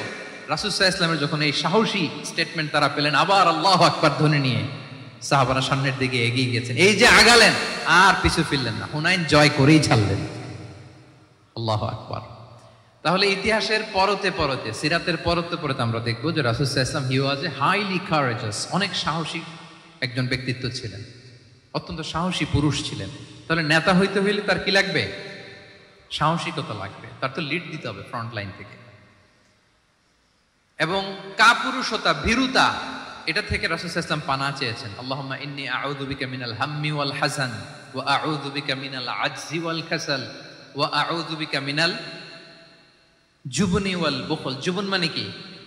ভীরুতা, কাপুরুষতা। হে আল্লাহ, আমি ভীরুতা থেকে, কাপুরুষতা থেকে পানাহ চাই। আমরা যেন কাপুরুষ না হই, আমরা যেন ভীরু না হই, আমরা যেন সত্যের বীর সেনানী হয়ে আবু সাঈদের মতো এরকম দুই হাত প্রসারিত করে দাঁড়াতে পারি, ঠিক কিনা? এই যে কারেজাস আবু সাঈদ, হ্যাঁ, is the icon of courage of Bangladesh, কি বলেন? এই যে বুক টান টান করে যে হাত দুইটা প্রসারিত করে দাঁড়ালো, আল্লাহু আকবার। গোটা বিশ্ব এখন তাকে আইকনিক ফিগার হিসেবে মেনে নিছে, কি বলেন? গোটা বিশ্ব তাকে চিনছে, তার জন্য দোয়া করছে। তাহলে courage, it's an essential leadership trade, এটা লাগবে প্রিয় ভাইয়েরা। আল্লাহ তাআলা এই কারেজ, এই সৎ সাহস দিয়ে আমাদেরকে ধন্য করুক। কটা গেল? 6টা। 7 নম্বরে হচ্ছে কনফ্লিক্ট রিজলভিং এবিলিটি, বিরোধ নিষ্পত্তি করার মতো যোগ্যতা থাকতে হবে নেতার। অর্থাৎ নেতা হইতে হবে এমন যে বিরোধকে নিষ্পত্তি করে দিতে পারে, মিটমাট করে দিতে পারে, ঝগড়া লাগলে মিটাই দিতে পারে। এটা গুরুত্বপূর্ণ কোয়ালিটি না নেতার জন্য, কি বলেন? রাসূল সাল্লাল্লাহু আলাইহি ওয়াসাল্লামের কিন্তু এটা ছিল, বিরোধ নিষ্পত্তি করা। রাসূল সাল্লাল্লাহু আলাইহি ওয়াসাল্লাম মক্কা থেকে মদিনায় যে 1 ঘন্টায় বছরের পর বছর চলে আসা যুদ্ধ, they use to fight each other, Aus and Khazraj, 1 ঘন্টায় যুদ্ধ থামাই দিয়েছেন। আল্লাহু আকবার। He was a very good mediator and arbitrator. রাসূল সাল্লাল্লাহু আলাইহি ওয়াসাল্লাম অত্যন্ত ভালো মধ্যস্থতাকারী ছিলেন, ভালো মধ্যস্থতাকারী তিনি ছিলেন। তিনি থামিয়ে দিতে পারতেন, বিরোধকে থামাতে পারতেন। আপনারা জানেন যে মক্কায় একবার সম্ভবত অগ্নিকাণ্ডের কারণে কাবা ঘর জ্বলে গিয়েছিল, ধ্বংস হয়েছিল, কিছু অংশ নষ্ট হয়ে গিয়েছিল। কাবাকে রিনোভেট করা হয়েছিল, ফলে কাবার একটা কর্নারে যে ব্ল্যাক স্টোন কর্নার, রুকনুল হাজারিল আসওয়াদ, হাজরে আসওয়াদ পাথরকে সরিয়ে রাখা হয়েছিল। এখন কাবা যখন পুনর্নির্মাণ শেষ, ওই হাজরে আসওয়াদ পাথরকে আবার তার জায়গায় রাখা হবে। কিন্তু কে রাখবে? সবাই রাখতে চায়, সব দলের নেতারা বলে আমরা রাখবো। এক দলের নেতা বলে যে আমি রাখবো, এটা অনেক very prestigious and dignified issue, এই প্রেস্টিজ আমরা কাউকে নিতে দিব না। আরেক দলের নেতা বলে না, আমাদের পাওয়ার বেশি, আমরা রাখবো। আরেক দলের নেতা বলে যে না, এটা আমাদেরই। আরেকজন বলে রক্তের গঙ্গা বইয়ে দিব মক্কায়, কিন্তু এই সম্মান হাত ছাড়া হতে দেব না। এখন জাতীয় 4 নেতা গেছে 4 দিকে, সমাধান তো নাই। পাথর কয়টা? পাথর তো মাত্র একটা। ইন দ্য মিন টাইম রাসূল সাল্লাল্লাহু আলাইহি ওয়াসাল্লাম আসলেন। রাসূল সাল্লাল্লাহু আলাইহি ওয়াসাল্লামকে দেখেই সবাই হ্যাপি, সবাই বলে যা আমিনুন রাদিনা বি, এই তো আলামিন আসছে, ওই ফয়সালা করবে। সুবহানাল্লাহ, এই তো আলামিন আসছে, সেই ফয়সালা করে দিবে আমাদের মধ্যে। আল্লাহ রাসূল সাল্লাল্লাহু আলাইহি ওয়াসাল্লাম বললেন কি হয়েছে? এই ঘটনা। জাতীয় 4 নেতা বলে এই পাথর নিয়ে তারা নিজেরা রাখবে, কাউকে দিবেন। রাসূল সাল্লাল্লাহু আলাইহি ওয়াসাল্লাম বললেন ঠিক আছে, একটা চাদর নিয়ে আসো। চাদর নিয়ে আসা হলো। এবার জাতীয় 4 নেতা চাদরের 4 কর্নার ধরে দাঁড়ালো। রাসূল সাল্লাল্লাহু আলাইহি ওয়াসাল্লাম নিজ হাতে হাজরে আসওয়াদ তুলে চাদরের মাঝখানে রাখলেন। এবার 4 নেতাকে বললেন আসো তোমরা আমার সাথে। তারা আগাতে লাগলো। কাবা ঘরের সামনে যখন আসলো, রাসূল সাল্লাল্লাহু আলাইহি ওয়াসাল্লাম নিজ হাতে, ওনার বরকতময় হাতে আবার হাজরে আসওয়াদ ধরে ঠিক জায়গা মতো রেখে দিলেন। এতক্ষণ কিন্তু 4 নেতা কি বলছে? কাউরে ধরতে দিব না, কাউকে। কিন্তু এখন চাদরের কোনা ধরেই কি happy. This is called conflict resolving ability. একজন নেতার এরকম কনফ্লিক্ট, সমাজে যখন এই ধরনের বিরোধ তৈরি হয়, ঝামেলা তৈরি হয়, মারামারির মতো পরিস্থিতি তৈরি হয়, সংঘাতের মতো একটা সিচুয়েশন হয়, নেতা এটাকে রিজলভ করার ক্যাপাসিটি এবিলিটি তার থাকতে হবে। আল্লাহ রাসূল সাল্লাল্লাহু আলাইহি ওয়াসাল্লামকে আল্লাহ তাআলা এটা দিয়েছিলেন। আল্লাহু আকবার। শুধু বড় বড় জিনিস না, ছোট ছোট জিনিসও করতে হয়। লেটস সে নিজ দলের নেতা কর্মীদের মধ্যে মারামারি, নিজ দেশের ভেতরে মারামারি, দেশের সাথে প্রতিবেশী দেশের বিরোধ, রিজিওনাল সুপার পাওয়ার হলে আশেপাশের অনেকগুলো দেশের মধ্যে বিরোধ, আপনাকে নেতা হয়ে এগুলো মিটমাট করে দিতে হবে। সুপার পাওয়ার যদি হয়ে যান, গোটা বিশ্বের যেখানে ঝামেলা লাগে, দেখেন না বড় বড় মোড়লরা কি করে, ওই কাতারে বসে বসে ওই আফগানিস্তান, তারপর ওই ইসরায়েল, কাতার মিলাই দিচ্ছে, দেখেন না এগুলো নিউজে আপনারা? This is called conflict resolving ability. কনফ্লিক্টকে রিজলভ করতে জানতে হয়। রাসূল সাল্লাল্লাহু আলাইহি ওয়াসাল্লাম এরকম রাষ্ট্রীয় পর্যায়ে, বড় বড় সামাজিক পর্যায়ে, এমনকি ফ্যামিলি অ্যাফেয়ার্স এর মধ্যে যত বিরোধ লাগতো রাসূল সাল্লাল্লাহু আলাইহি ওয়াসাল্লাম মিলাই দিতেন। আল্লাহু আকবার। ফ্যামিলি কাউন্সিলিং, এজন্য প্রত্যেক ইমাম খতিবদের এই কাউন্সিলিং এর উপর ট্রেনিং নেওয়া দরকার। আমাদের পরিবারগুলো ভেঙে যাচ্ছে, পরিবারগুলো কি হচ্ছে? ভেঙে যাচ্ছে। আমি পশ্চিমা দেশে আমাদের অনেক স্কলারদের দেখেছি, যারা ইমাম এবং খতিব, তাদের আলাদা করে উইকলি 7 ঘন্টা, 8 ঘন্টা, 10 ঘন্টা এরকম রাখতে হয় ফ্যামিলি কাউন্সিলিং এর জন্য। যাদের মধ্যে বিরোধ, হাজব্যান্ড ওয়াইফের ঝামেলা চলতেছে, উনি কাউন্সিলিং করে। এটা খুব জরুরি। আল্লাহ রাসূল সাল্লাল্লাহু আলাইহি ওয়াসাল্লাম এটা করতেন, সাহাবাদের মধ্যে করতেন, ইভেন নিজের স্ত্রীদের মধ্যেও করতেন। সহিহ বুখারীতে এসেছে, ওনার স্ত্রীদের মধ্যে 2টা গ্রুপ ছিল। পজিটিভলি নেন, 2টা গ্রুপ, আবার এটা ওই গ্রুপ মনে করেন না। অর্থাৎ মানবিক কারণে সামান্য যে জেলাসি থাকে এক স্ত্রীর সাথে আরেক স্ত্রী, এটা তো খুব স্বাভাবিক। তো ওই ওনাদের মধ্যে একসাথে তো এট এ টাইমে খুব সম্ভবত 9 জন স্ত্রী বেঁচে ছিলেন। হাফসা রাদিয়াল্লাহু তাআলা আনহাকে কেন্দ্র করে একটা গ্রুপ, আয়েশা রাদিয়াল্লাহু তাআলা আনহাকে কেন্দ্র করে একটা গ্রুপ। তাদের মধ্যে অনেক কথাবার্তা, কিছু মানবিক কারণে যেগুলো হয়, এটা কিন্তু ছিল। রাসূল সাল্লাল্লাহু আলাইহি ওয়াসাল্লাম প্রায় ওনাদেরকে নিয়ে বসে এগুলো রিজলভ করে দিতেন। ওনার নিজের কন্যা ফাতেমা রাদিয়াল্লাহু তাআলা আনহার সাথে আলী রাদিয়াল্লাহু তাআলা আনহার যদি মনোমালিন্যের ঘটনা ঘটতো, এগুলো উনি রিজলভ করে দিতেন। এবং খুব কাছাকাছি ছিল কিন্তু ঘর। যারা মদিনায় মাআরিদুস সিরান নাবাবিয়া ওগুলোতে গিয়েছেন, দেখবেন যে রাসূল সাল্লাল্লাহু আলাইহি ওয়াসাল্লামের ঘরের পাশে অন্যান্য স্ত্রীদের ঘরগুলো একটার পর একটা, পাশেই ফাতেমা রাদিয়াল্লাহু তাআলা আনহার ঘর। একবার তিনি দুপুরবেলা ফাতেমা রাদিয়াল্লাহু তাআলা আনহার ঘরে গেলেন, যে দেখেন যে ঘরে আলী রাদিয়াল্লাহু তাআলা আনহু নেই। তো জিজ্ঞেস করলেন যে তোমার হাজবেন্ড কোথায়? আইনা ইবনু আম্মি, কোথায় আলী কোথায়? তো বললেন যে কানা বাইনি ওয়া বাইনাহু শাই, আমাদের মধ্যে একটু ঝগড়াঝাটি হয়েছে, মনোমালিন্য হয়েছে। ফাগাদাবানি, উনি একটু রেগে গেছেন আমার উপর। ফাখারাজা ফালাম ইয়াকিল ইনদি, প্রত্যেকদিন খাওয়ার পরে তো এখানেই কাইলুলা করে, আজকে আর ঘরে কাইলুলা করে নাই, কই যেন চলে গেছে। তো কোথায় গেল? রাসূল সাল্লাল্লাহু আলাইহি ওয়াসাল্লাম লোক পাঠালো, খুঁজে দেখো আলী কোথায়। আলী রাদিয়াল্লাহু তাআলা আনহু উনি মনের কষ্ট নিয়ে মসজিদে নববীর মধ্যে শুয়ে আছেন। রাসূল সাল্লাল্লাহু আলাইহি ওয়াসাল্লাম খুঁজতে খুঁজতে মসজিদে নববীর ভেতরে গেলেন, দেখলেন যে উনি যে শুয়ে আছে, ওনার গায়ের জামাটা একপাশে পড়ে আছে, আর বালুর মধ্যে ওনার শরীর পড়ে আছে। তো উনি ডাকলেন, কুম ইয়া আবা তুরাব, কুম ইয়া আবা তুরাব, মানে হে বালুর বাপ, হে বালির বাবা আলী, বালির বাবা আলী, ওঠো ওঠো। মজা করে বললেন যে ইয়া আবা তুরাব, যেহেতু বালি লেগে আছে গায়ে, বালির বাবা আলী ওঠো। ওখান থেকে ধরে এনে ফাতেমা রাদিয়াল্লাহু তাআলা আনহার কাছে নিয়ে, দুইজনকে পাশে বসি, এই যে আবার মিটমাট। এটা ছিল রাসূল সাল্লাল্লাহু আলাইহি ওয়াসাল্লামের ডেইলি বেসিসে একটা অ্যাক্টিভিটি। কনফ্লিক্ট তিনি রিজলভ করে দিতেন। সহিহ বুখারীতে একটা অধ্যায় আছে, কিতাবুস সুলহি ফিল বুখারীতে, বুখারীতে আছে কিতাবুস সুলহ, এটার নাম, অধ্যায়টার নাম হচ্ছে কিতাবুস সুলহ, মানে মীমাংসা করে দেওয়ার অধ্যায়। একটা পরিচ্ছেদ আছে, পরিচ্ছেদের নাম হচ্ছে বাবু কওলিল ইমামি লি আসহাবিহি ইযহাবু বিনা নুসলিহ বাইনাহুম। রাসূল সাল্লাল্লাহু আলাইহি ওয়াসাল্লাম প্রায় বলতেন যে আমাকে নিয়ে যাও, আমি মিলাই দিব। ঝগড়া ঝাঁটি মারামারির কথা শুনলে রাসূল সাল্লাল্লাহু আলাইহি ওয়াসাল্লামের বিখ্যাত ডায়লগ এটা। উনি বলতেন, আরে ঝগড়া, ইযহাবু বিনা, আমি আছি, আমার নিয়ে যাও, আমি মিলাই দিব। আমাকে নিয়ে যাও, আমি সংশোধন করে দিব। আল্লাহু আকবার। তাহলে কনফ্লিক্ট রিজলভিং এবিলিটি, এটা একজন নেতার থাকা চাই। কি বলেন? আচ্ছা, কয়টা গেল? কয়টা? 7:40 বেজে গেছে। আচ্ছা, 8 নম্বরে হচ্ছে ভিশনারি।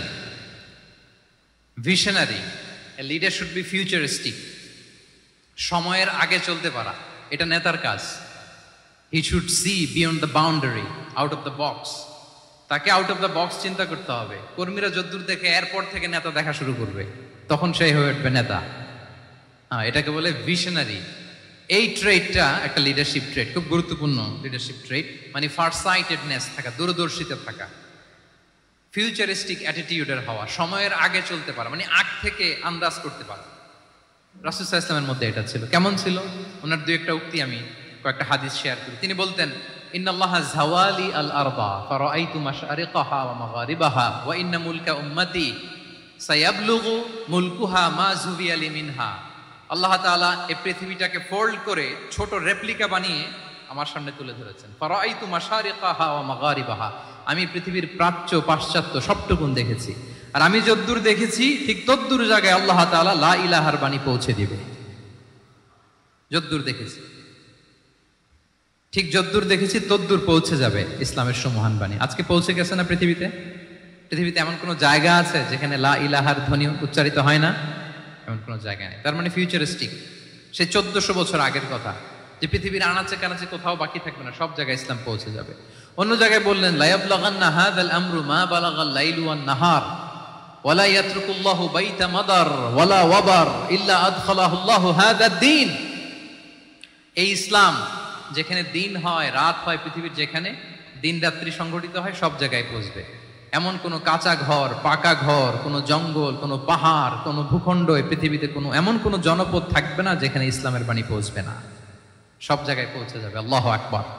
তাহলে এটা হচ্ছে ফিউচারিস্টিক অ্যাটিটিউডের ব্যক্তিত্ব হওয়ার কারণে তিনি এমনটি বলেছেন। আগাম বুঝে ফেলতেন, আগাম। আপনারা হুদাইবিয়ার সন্ধির কথা জানেন না? জানেন? হুদাইবিয়ার ট্রিটির কথা শুনেছেন না? 1400 সাহাবা গিয়েছিলেন ওমরা করতে, ওরা ওমরা করতে দিবে না, সন্ধি করো। তো কি সন্ধি? বলে যে রাসূলুল্লাহ লেখা যাবে না, মুহাম্মদ রাসূলুল্লাহ, নো রাসূলুল্লাহ, রাসূলুল্লাহ কাটো। সাহাবীরা বলে আমরা কাটতে পারবো না। রাসূল সাল্লাল্লাহু আলাইহি ওয়াসাল্লাম বললেন না না, কেটে ফেলো। কাটা হলো। এই বছর ওমরা করতে পারবো না, সাহাবারা বলে আমরা মানি না। রাসূল সাল্লাল্লাহু আলাইহি ওয়াসাল্লাম বললেন এটাও মেনে নাও। আগামী বছর আসবা ওমরা করতে, থাকতে পারবা মাত্র 3 দিন। কয়দিন? সাহাবীরা বলে অসম্ভব, এটা আমাদের ভূখণ্ড, আমরা যতদিন মনে চায় থাকবো। রাসূল সাল্লাল্লাহু আলাইহি ওয়াসাল্লাম বললেন না না, বাদশাহ না, মেনে নাও। মক্কা থেকে কোনো লোক মদিনায় গেলে আমাদেরকে মক্কায় ফেরত দিতে হবে, কিন্তু মদিনা থেকে কেউ মক্কায় আসলে আমরা ফেরত দেব না। দেখছেন ক্লজগুলো? দেখছেন একটার পর একটা সবগুলো কাফিরদের পক্ষে যায়। কোন সাহাবা রাজি হচ্ছেন না, কিন্তু আল্লাহ রাসূল সাল্লাল্লাহু আলাইহি ওয়াসাল্লাম কি বলেন? তিনি কি বললেন? মেনে নাও, রাজি। কারণ সাহাবারা তো অতটুকু দেখতে পারতেছে না। বলেন 3 তালা উপর থেকে, 3 তালা ভবন থেকে একজন মানুষ যদ্দূর দেখে, 30 তালা ভবনের উপর থেকে কি ওইরকমই দেখে? কিরকম দেখে? পানোরামিক ভিউ দেখে, সে অনেক বড় করে দেখে। আর 3 তালার উপর থেকেই সামান্য কিছু দেখে। রাসূল সাল্লাল্লাহু আলাইহি ওয়াসাল্লাম অনেক দূর দেখতে পাচ্ছিলেন। তিনি চিন্তা করলেন কিছু বছর যদি আমাদের মধ্যে দাঙ্গা হাঙ্গামা যুদ্ধ বন্ধ থাকে, আমরা গ্লোবালি ইসলামকে ছড়াই দিতে পারবো। শান্তভাবে মদিনাতে একটা স্ট্রং ইসলামিক কমিউনিটি আমরা তৈরি করতে পারবো। আল্লাহু আকবার। এবং তিনি দেখতে পাচ্ছিলেন ইন্না ফাতাহনা লাকা ফাতহাম মুবিনা, এই হুদাইবিয়ার এই চুক্তি, যেটা আদতে অ্যাপারেন্টলি মনে হচ্ছে সব আমাদের বিপক্ষে যায়, আসলে এইটাই আমাদেরকে ভূমি ধস জয় এনে দিবে। আল্লাহু আকবার। এবং সেটাই হয়েছে। তাহলে নেতার কাজ হচ্ছে, নেতা সময়ের আগে চলবেন, ফিউচারিস্টিক হবেন, যেটাকে আমরা বলি কি ভিশনারি। কি বলি? তাহলে 8 নাম্বার পয়েন্টটা কি ছিল? ভিশনারি। 9 নাম্বার হচ্ছে রেজিলিয়েন্স। এটা একটা চমৎকার লিডারশিপ ট্রেট। রেজিলিয়েন্স মানে সংকট কাটিয়ে ঘুরে দাঁড়াবার সামর্থ্য, মানে যাকে কেউ থামাতে পারে না। আনস্টপেবল, আনস্টপেবল, কোনো কিছু তাকে থামাতে পারে না। লেগে থাকার মানসিকতা, টিকে থাকার মানসিকতা, সহজে হার না মানা, আবার ঘুরে দাঁড়ানো, এটার বলে রেজিলিয়েন্স। এই ক্যাপাসিটি, এই কোয়ালিটি রাসূল সাল্লাল্লাহু আলাইহি ওয়াসাল্লামের মধ্যে ছিল। হি ওয়াজ আনস্টপেবল, হ্যাভিং আনবিলিভেবল সাবর। কোনো কিছু রাসূল সাল্লাল্লাহু আলাইহি ওয়াসাল্লামকে থামাতে পারে নাই। পেরেছে? বলেন, পেরেছে কেউ থামাতে?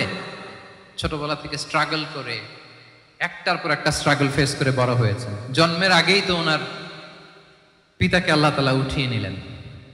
তার মানে বাবাকে নিজ চোখে এই দুনিয়াতে আমাদের প্রিয় নবীজি দেখে যান নাই। আল্লাহ রাসূল সাল্লাল্লাহু আলাইহি ওয়াসাল্লাম ওনার বাবাকে, পিতাকে দেখছেন? দেখেন নাই। ওনাদের আমেনা এবং আব্দুল্লাহ, ওনাদের সংসার ছিল মাত্র সপ্তাহখানেক, 1 সপ্তাহ সংসার। কয়দিনের সংসার? কয়দিনের? 7 দিনের। এই সপ্তাহখানেকের সংসারেই আল্লাহ তাআলা রাসূল সাল্লাল্লাহু আলাইহি ওয়াসাল্লামকে ওনার মায়ের পেটে পাঠিয়েছেন।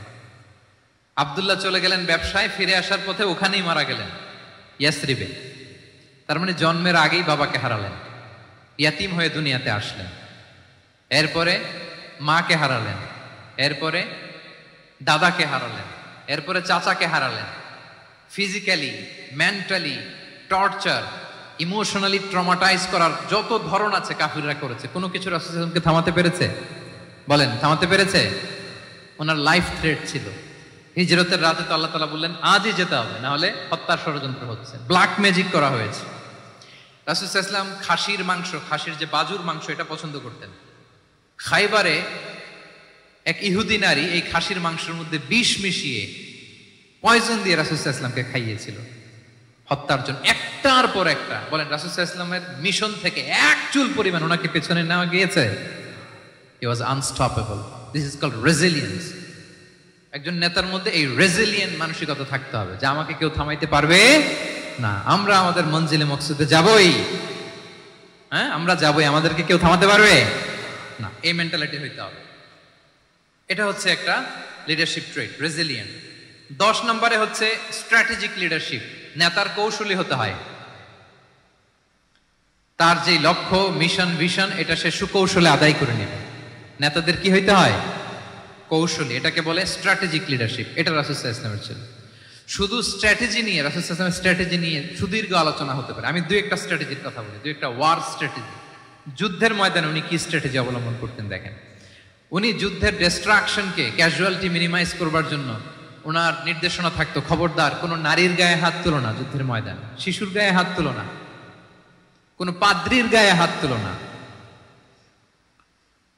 উপাসনারত যে সন্ন্যাসীরা আছে তাদের গায়ে হাত তুলো না, ওই এলাকার গবাদি পশুগুলোকে মেরো না, গাছপালা ধ্বংস করো না, যারা তোমাদের বিরুদ্ধে তলোয়ার ধরেনি তাদেরকে অ্যাটাক করো না। আল্লাহু আকবার, হোয়াট এ স্ট্র্যাটেজি! এবং যুদ্ধ চলাকালীন সময়ে সব সৈনিককে উনি এক জায়গায় মোতায়েন করতেন না, সব সৈনিককে এক জায়গায় মোতায়েন করতেন না, 5 ভাগে ভাগ করে নিতেন। ডান পাশে মাইমানা, বাম পাশে মাইসারা, সামনে হচ্ছে মুকাদ্দিমাতুল জাইশ, মাঝখানে কালব, পেছনে খালফ।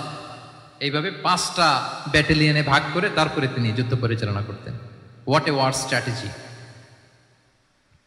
বদরের যুদ্ধে যখন পৌঁছলেন, মক্কা থেকে মদিনা থেকে 130 কিলোমিটার দূরে, দূরে আবসা দেখা যায়, মরিচিকার মধ্যে দেখা যায় ওই যে মুশরিকরা ওখানে আসছে, কিন্তু তারা কতজন এটা তো বোঝা যায় না। মদিনা এই স্টেটটাকে আগে ইন্টারনাল এবং এক্সটার্নাল যত থ্রেট হতে পারে সবগুলো থেকে আগে সেফ জোন বানাতে হবে। এমনও হতে পারে মদিনা হাতছাড়া হয়ে যেতে পারে। মদিনা যদি হাতছাড়া হয়, মদিনা থেকেও যদি আমার হিজরত করা লাগে, আমি কই যাব? ওইটারে সেকেন্ড বেস, প্ল্যান বি হিসেবে রেখে দিয়েছিলেন যে জাফর তুমি আইসো না, তুমি থাকো, নতুন নতুন যা আয়াত আসবে আমি সাহাবী দিয়ে এই বিধানগুলো পাঠাবো, ওখানে প্র্যাকটিস করতে থাকো, ইউ উইল বি ফাইন দেয়ার, থাকো, আশা লাগবে না। থাকতে থাকতে 7ম হিজরি পর্যন্ত, খন্দকের যুদ্ধের মাধ্যমে যখন কুরাইশদের 20 দাঁত ভেঙে দেওয়া হলো, 7ম হিজরিতে যখন খায়বার দুর্গ বিজয় হয়ে গেল, now Islam came as a regional super power. রাসূল ইসলাম বুঝলেন আর ইন্টারনাল থ্রেটও নাই, এক্সটার্নাল থ্রেটও নাই, এবার আর কোনো টেনশন নাই। জাফর ইবনে আবি তালিবকে চিঠি পাঠালেন, তিনি বিশাল বাহিনী নিয়ে, মুসলিমদেরকে নিয়ে তিনি ব্যাক করলেন মদিনাতে। আল্লাহু আকবার! This is called wisdom, practical wisdom. রাসূল সাল্লাল্লাহু আলাইহি ওয়াসাল্লামের এইভাবে এমন কোনো সিদ্ধান্ত নাই যেটার পেছনে প্রজ্ঞা ছিল না, প্রত্যেকটা সিদ্ধান্ত ছিল প্রজ্ঞায় সুসজ্জিত। আমরা যদি মদিনার একটা উইজডমের কথা খেয়াল করি, খুব সংক্ষেপে বলি, মদিনাতে আল্লাহ রাসূল সাল্লাল্লাহু আলাইহি ওয়া আলিহি ওয়াসাল্লাম, মদিনার সোসাইটিতে মুনাফিক কারা বলেন তো? এটা কি রাসূল সাল্লাল্লাহু আলাইহি ওয়াসাল্লাম জানতেন না? জানতেন কিনা বলেন?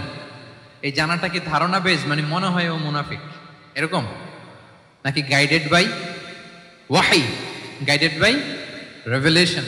স্বয়ং আল্লাহ তাআলা জানিয়ে দিয়েছেন। এরপরও কোনোদিন রাসূল সাল্লাল্লাহু আলাইহি ওয়াসাল্লাম মানুষের সামনে কাউকে মুনাফিক বলে পরিচয় করিয়ে দেন নাই। মদিনার সোসাইটিতে কেউ জানতো না, বুঝতে পারতো আচরণ মুনাফিকের মতো, কিন্তু রাসূল সাল্লাল্লাহু আলাইহি ওয়াসাল্লাম কখনো বলেন নাই যে ও মুনাফিক। কখনো বলছেন? বলেন নাই। চিন্তা করছেন? আমরা তো কথায় কথায় ফেসবুকে মন মতো না হইলে কি লিখি? মন মতো না হলেই বেসড অন অ্যাজাম্পশন, আমার মন মতো হয় নাই, ও মুনাফিক। কিন্তু ওহী দ্বারা সুনিশ্চিত হয়েও রাসূল সাল্লাল্লাহু আলাইহি ওয়াসাল্লাম কাউকে মুনাফিক বলে অ্যাড্রেস করেন নাই। আল্লাহু আকবার! কেন করেন নাই? মুসলিম সাহাবারা চটে যাবে, মুনাফিকদেরকে হত্যা করবে, তখন মুশরিকরা, কুরাইশরা, ইহুদিরা কি বলবে? যে মুহাম্মদের অনুসারীরা একে অন্যকে হত্যা করে, কারণ মুনাফিকরা তো অন্য সাহাবীদের মতো তারাও মসজিদে নববীতে এসে রাসূল সাল্লাল্লাহু আলাইহি ওয়াসাল্লামের পিছনে নামাজ পড়তো। অ্যাপারেন্টলি দেখতে তো তারাও মুমিন, দেখতে তারাও কি মুমিন, কখনো রাসূল সাল্লাল্লাহু আলাইহি ওয়াসাল্লাম বলেন না। তবে হুযায়ফা ইবনুল ইয়ামান রাদিয়াল্লাহু তাআলা আনহু নামে একজন সাহাবী, উনি মদিনার গোয়েন্দা বিভাগের প্রধান ছিলেন রাসূল সাল্লাল্লাহু আলাইহি ওয়াসাল্লামের। উনাকে বলে গিয়েছিলেন কারা কারা মুনাফিক, নামের লিস্টটা অ্যাজ এ রেফারেন্স শুধু উনাকে বলেছিলেন, আর কাউকে বলেন নাই। এজন্য ওমরে ফারুক রাদিয়াল্লাহু তাআলা আনহু যখন মদিনার খলিফা, তখন তিনি কেউ মারা গেলে ওনাকে যখন জানাজার ইমামতির জন্য বলা হতো, উনি দেখতেন যে ওই জানাজায় হুযায়ফা গিয়েছে কিনা। যদি হুযায়ফা ইবনুল ইয়ামান ওখানে যেতেন, উনি ওই নামাজের ইমামতি করতেন। আর যদি দেখতেন ওইখানে হুযায়ফা নাই, ওইখানে ওমরও নাই রাদিয়াল্লাহু তাআলা আনহু, আল্লাহু আকবার, তিনি কৌশলে পাশ কাটিয়ে বলতেন অন্য কেউ এই নামাজের ইমামতি করে দাও, আমি যাব না। আল্লাহু আকবার। তাহলে রাসূল সাল্লাল্লাহু আলাইহি ওয়াসাল্লামের উইজডম দেখেন, তিনি কমিউনিটির মধ্যে ইউনিটি ধরে রাখার জন্য কখনো মুনাফিকদের নাম বাই নেম তাদেরকে চিনতেন, কখনো ডিসক্লোজ করেন নাই। আল্লাহু আকবার, দিস ইজ কল্ড উইজডম। তাহলে 11 নম্বর কি ছিল? Practical wisdom. লাস্ট পয়েন্ট, অনেক লম্বা হয়ে গেছে আলোচনা। শেষ নাম্বার হচ্ছে 12 নাম্বার হচ্ছে, লাস্ট পয়েন্ট হচ্ছে succession management. A good leader produces a good leader. A true leader produces a true leader. একজন ভালো নেতা সে ভালো নেতা তৈরি করে, কি বলেন? একজন যোগ্য নেতা আরো যোগ্য উত্তরসূরি তৈরি করে, ঠিক কিনা বলেন? আমি শুধু নেতা, নেতৃত্বের সব গুণ আমার মধ্যে খালি হাবুডুবু খায়, আমি কাউরে নেতা বানাতে পারলাম না, তো আমি চলে যাওয়ার পরে আমার দল চালাবে কে? আমার দেশ চালাবে কে? এই উম্মাকে নেতৃত্ব দিবে কে? রাসূল সাল্লাল্লাহু আলাইহি ওয়াসাল্লাম নিজে যেমনি অনুসরণীয় নেতা ছিলেন, অনুকরণীয় নেতৃত্ব দিয়েছেন, তিনি এরকম নেতৃত্ব তৈরিও করে গিয়েছেন, ঠিক কিনা বলেন? আল খোলাফা আর রশিদিন আল মাহদিন, তাদের কথা যদি খেয়াল করেন, আবু বকর রাদিয়াল্লাহু তাআলা আনহুর ব্যাপারে তো ওনার প্রচ্ছন্ন কিছু ইঙ্গিতও ছিল। ওনার অবর্তমানে নামাজ পড়িয়েছে কে মসজিদে নববীতে? আবু বকর রাদিয়াল্লাহু তাআলা আনহু। ওনার হজ পালনের আগে হজের জন্য পাঠিয়েছিলেন কাকে? নবম হিজরিতে আবু বকর রাদিয়াল্লাহু তাআলা। এগুলো ছিল প্রচ্ছন্ন ইঙ্গিত। এবং সাকিফায়ে বনু সাঈদাতে ওমরে ফারুক বললেন যে আপনাকে আমরা নেতা মানি, সবাই এক বাক্যে মেনে নিল। আজও ওই জায়গাটা মসজিদে নববীর এক পাশে সাকিফায়ে বনু সাঈদার বড় সাইনবোর্ড আছে, ওখানে বিকেলবেলা আনসারী সাহাবারা বসে গল্প করতেন। ওই জায়গাতে আবু বকর রাদিয়াল্লাহু তাআলা আনহুর খলিফা নির্বাচনের ব্যাপারটা ঘটেছিল। উনি ওসিয়ত করে গিয়েছিলেন ওমরে ফারুক রাদিয়াল্লাহু তাআলা আনহু খলিফা হবেন। ওমরে ফারুককে যখন অ্যাসাসিনেশন করা হলো, উনি একটা প্যানেল করে দিয়ে গেলেন। সেখান থেকে ওসমান রাদিয়াল্লাহু তাআলা আনহু হলেন। ওসমান রাদিয়াল্লাহু তাআলা আনহুর হত্যা পরবর্তী উদ্ভূত পরিস্থিতিতে আলী রাদিয়াল্লাহু তাআলা আনহু হলেন। একজনের চেয়ে আরেকজন শ্রেষ্ঠ, একজনের চেয়ে আরেকজনের মানাকে অসাধারণ, অসাধারণ। এই যে নেতৃত্ব রাসূল সাল্লাল্লাহু আলাইহি ওয়াসাল্লাম এটা জীবদ্দশায় তৈরি করেছেন। যার যেখানে ক্যাপাসিটি দেখেছেন তাকে ওই দিকে উদ্বুদ্ধ করেছেন। যার মধ্যে যুদ্ধের ব্যাপারে জ্ঞান দেখেছেন তাকে যুদ্ধের সেনাপতি বানিয়েছেন। Khalid bin Walid, chief of the Muslim military, মুসলিম বাহিনীর সেনাপ্রধান ছিলেন কে? খালিদ বিন ওয়ালিদ। ওনার দিয়ে কখনো কবিতা লিখতে পাঠাইছেন রাসূল সাল্লাল্লাহু আলাইহি ওয়াসাল্লাম, কিন্তু হাসান বিন সাবেতকে দিয়ে কি করছেন? শুধু কি কবিতা লেখানো? ওনার মিম্বরের পাশে মসজিদে নববীতে আরেকটা মিম্বর বানাই দিয়েছেন, স্টেজ, যে তুমি এখানে দাঁড়িয়ে এমন জ্বালাময়ী কবিতা লিখবে যেন গুজবাম হয় মুসলমানদের, জিহাদের ময়দানের জন্য ঝাঁপিয়ে পড়ে। তাহলে খালিদ বিন ওয়ালিদকে দিয়ে এক কাজ করিয়েছেন, হাসান বিন সাবিতকে দিয়ে আরেক কাজ করিয়েছেন। মুআদ ইবনে জাবাল রাদিয়াল্লাহু তাআলা আনহু প্রশাসনিক কার্যক্রম ভালো বুঝতেন। মদিনা রাষ্ট্রের সবচাইতে বড় সিনিয়র আমলা ছিলেন মুআদ ইবনে জাবাল, ইয়ামানের গভর্নর করে পাঠিয়েছেন। ওনার এটাতে যোগ্যতা ছিল। যার যেখানে তিনি প্রতিভা দেখেছেন ইসলামের কল্যাণে রাসূল সাল্লাল্লাহু আলাইহি ওয়াসাল্লাম ওই প্রতিভাগুলোকে কাজে লাগিয়েছেন। এইভাবে ওনার সাকসেশন ম্যানেজমেন্ট উনি গড়ে তুলেছেন। ফলে ওনার পরবর্তীতে বছরের পর বছর ইসলামী নেতৃত্বের হাল ধরতে মুসলিম উম্মার বেগ পেতে হয় নাই, ঠিক কিনা বলেন? তাহলে a good leader, a true leader produces a good leader. একজন সফল নেতা সে এরকম আরো অনেক সফল নেতৃত্ব তৈরি করে যায়, তাহলেই তার নেতৃত্ব সামনের দিকে আগাতে থাকে। তাহলে সর্বশেষ পয়েন্টটা কি ছিল? Succession management. 12টা জিজ্ঞেস করলে বলা যাবে? হ্যাঁ, নোট করে রাখছেন বোধহয় না? খুব খুশি হয়েছে আমি, মাশাআল্লাহ। শ্রোতা যদি ভালো হয়, শ্রোতা যদি দেখি যে না আমার সাথে সাথে মাথা নাড়ায়, রেসপন্স করে, উত্তর দেয়, তখন কথা বলতেও ভালো লাগে। মানে এত গরমের মধ্যে, এত কষ্টে, অল আর সোয়েটিং, বাট এত মনোযোগের সাথে আপনারা শুনেছেন, আল্লাহ তাআলা আপনাদেরকে কবুল করুক। আচ্ছা, আমরা একটু রিক্যাপ করি। 1 নম্বরে কি ছিল? আচ্ছা, 2 নম্বরে সবাই বলতেছে তো আসলে কি বলতেছে বোঝাও যাচ্ছে না।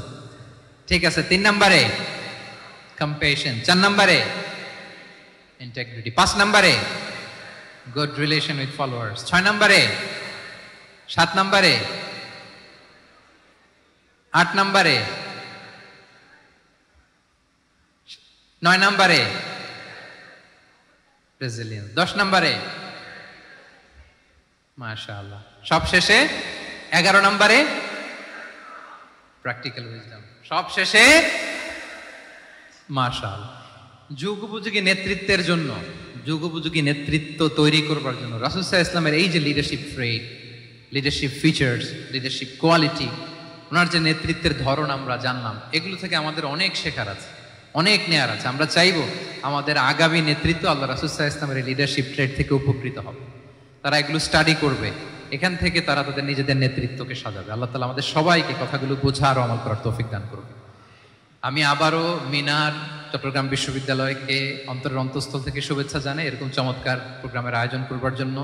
ইউনিভার্সিটি অথরিটিকে আমি শুভেচ্ছা জানাই এবং আমার মাথার তাজ সম্মানিত শিক্ষক মণ্ডলীকে শুভেচ্ছা জানাই এবং প্রিয় শিক্ষার্থী বন্ধুদেরকে আবারও প্রাণঢালা অভিনন্দন জানিয়ে রাসূল সাল্লাল্লাহু আলাইহি ওয়াসাল্লামের নেতৃত্বের উপর প্রফিটিক লিডারশিপ টপিকে এই আলোচনা আমি এখানেই শেষ করছি। হাদা মা ইনদি ওয়াল ইলমু ইনদাল্লাহি আলাইহি তাওয়াক্কালতু ওয়া ইলাইহি উনীব। ওয়াসসালামু আলাইকুম ওয়া রাহমাতুল্লাহি ওয়া বারাকাতুহু।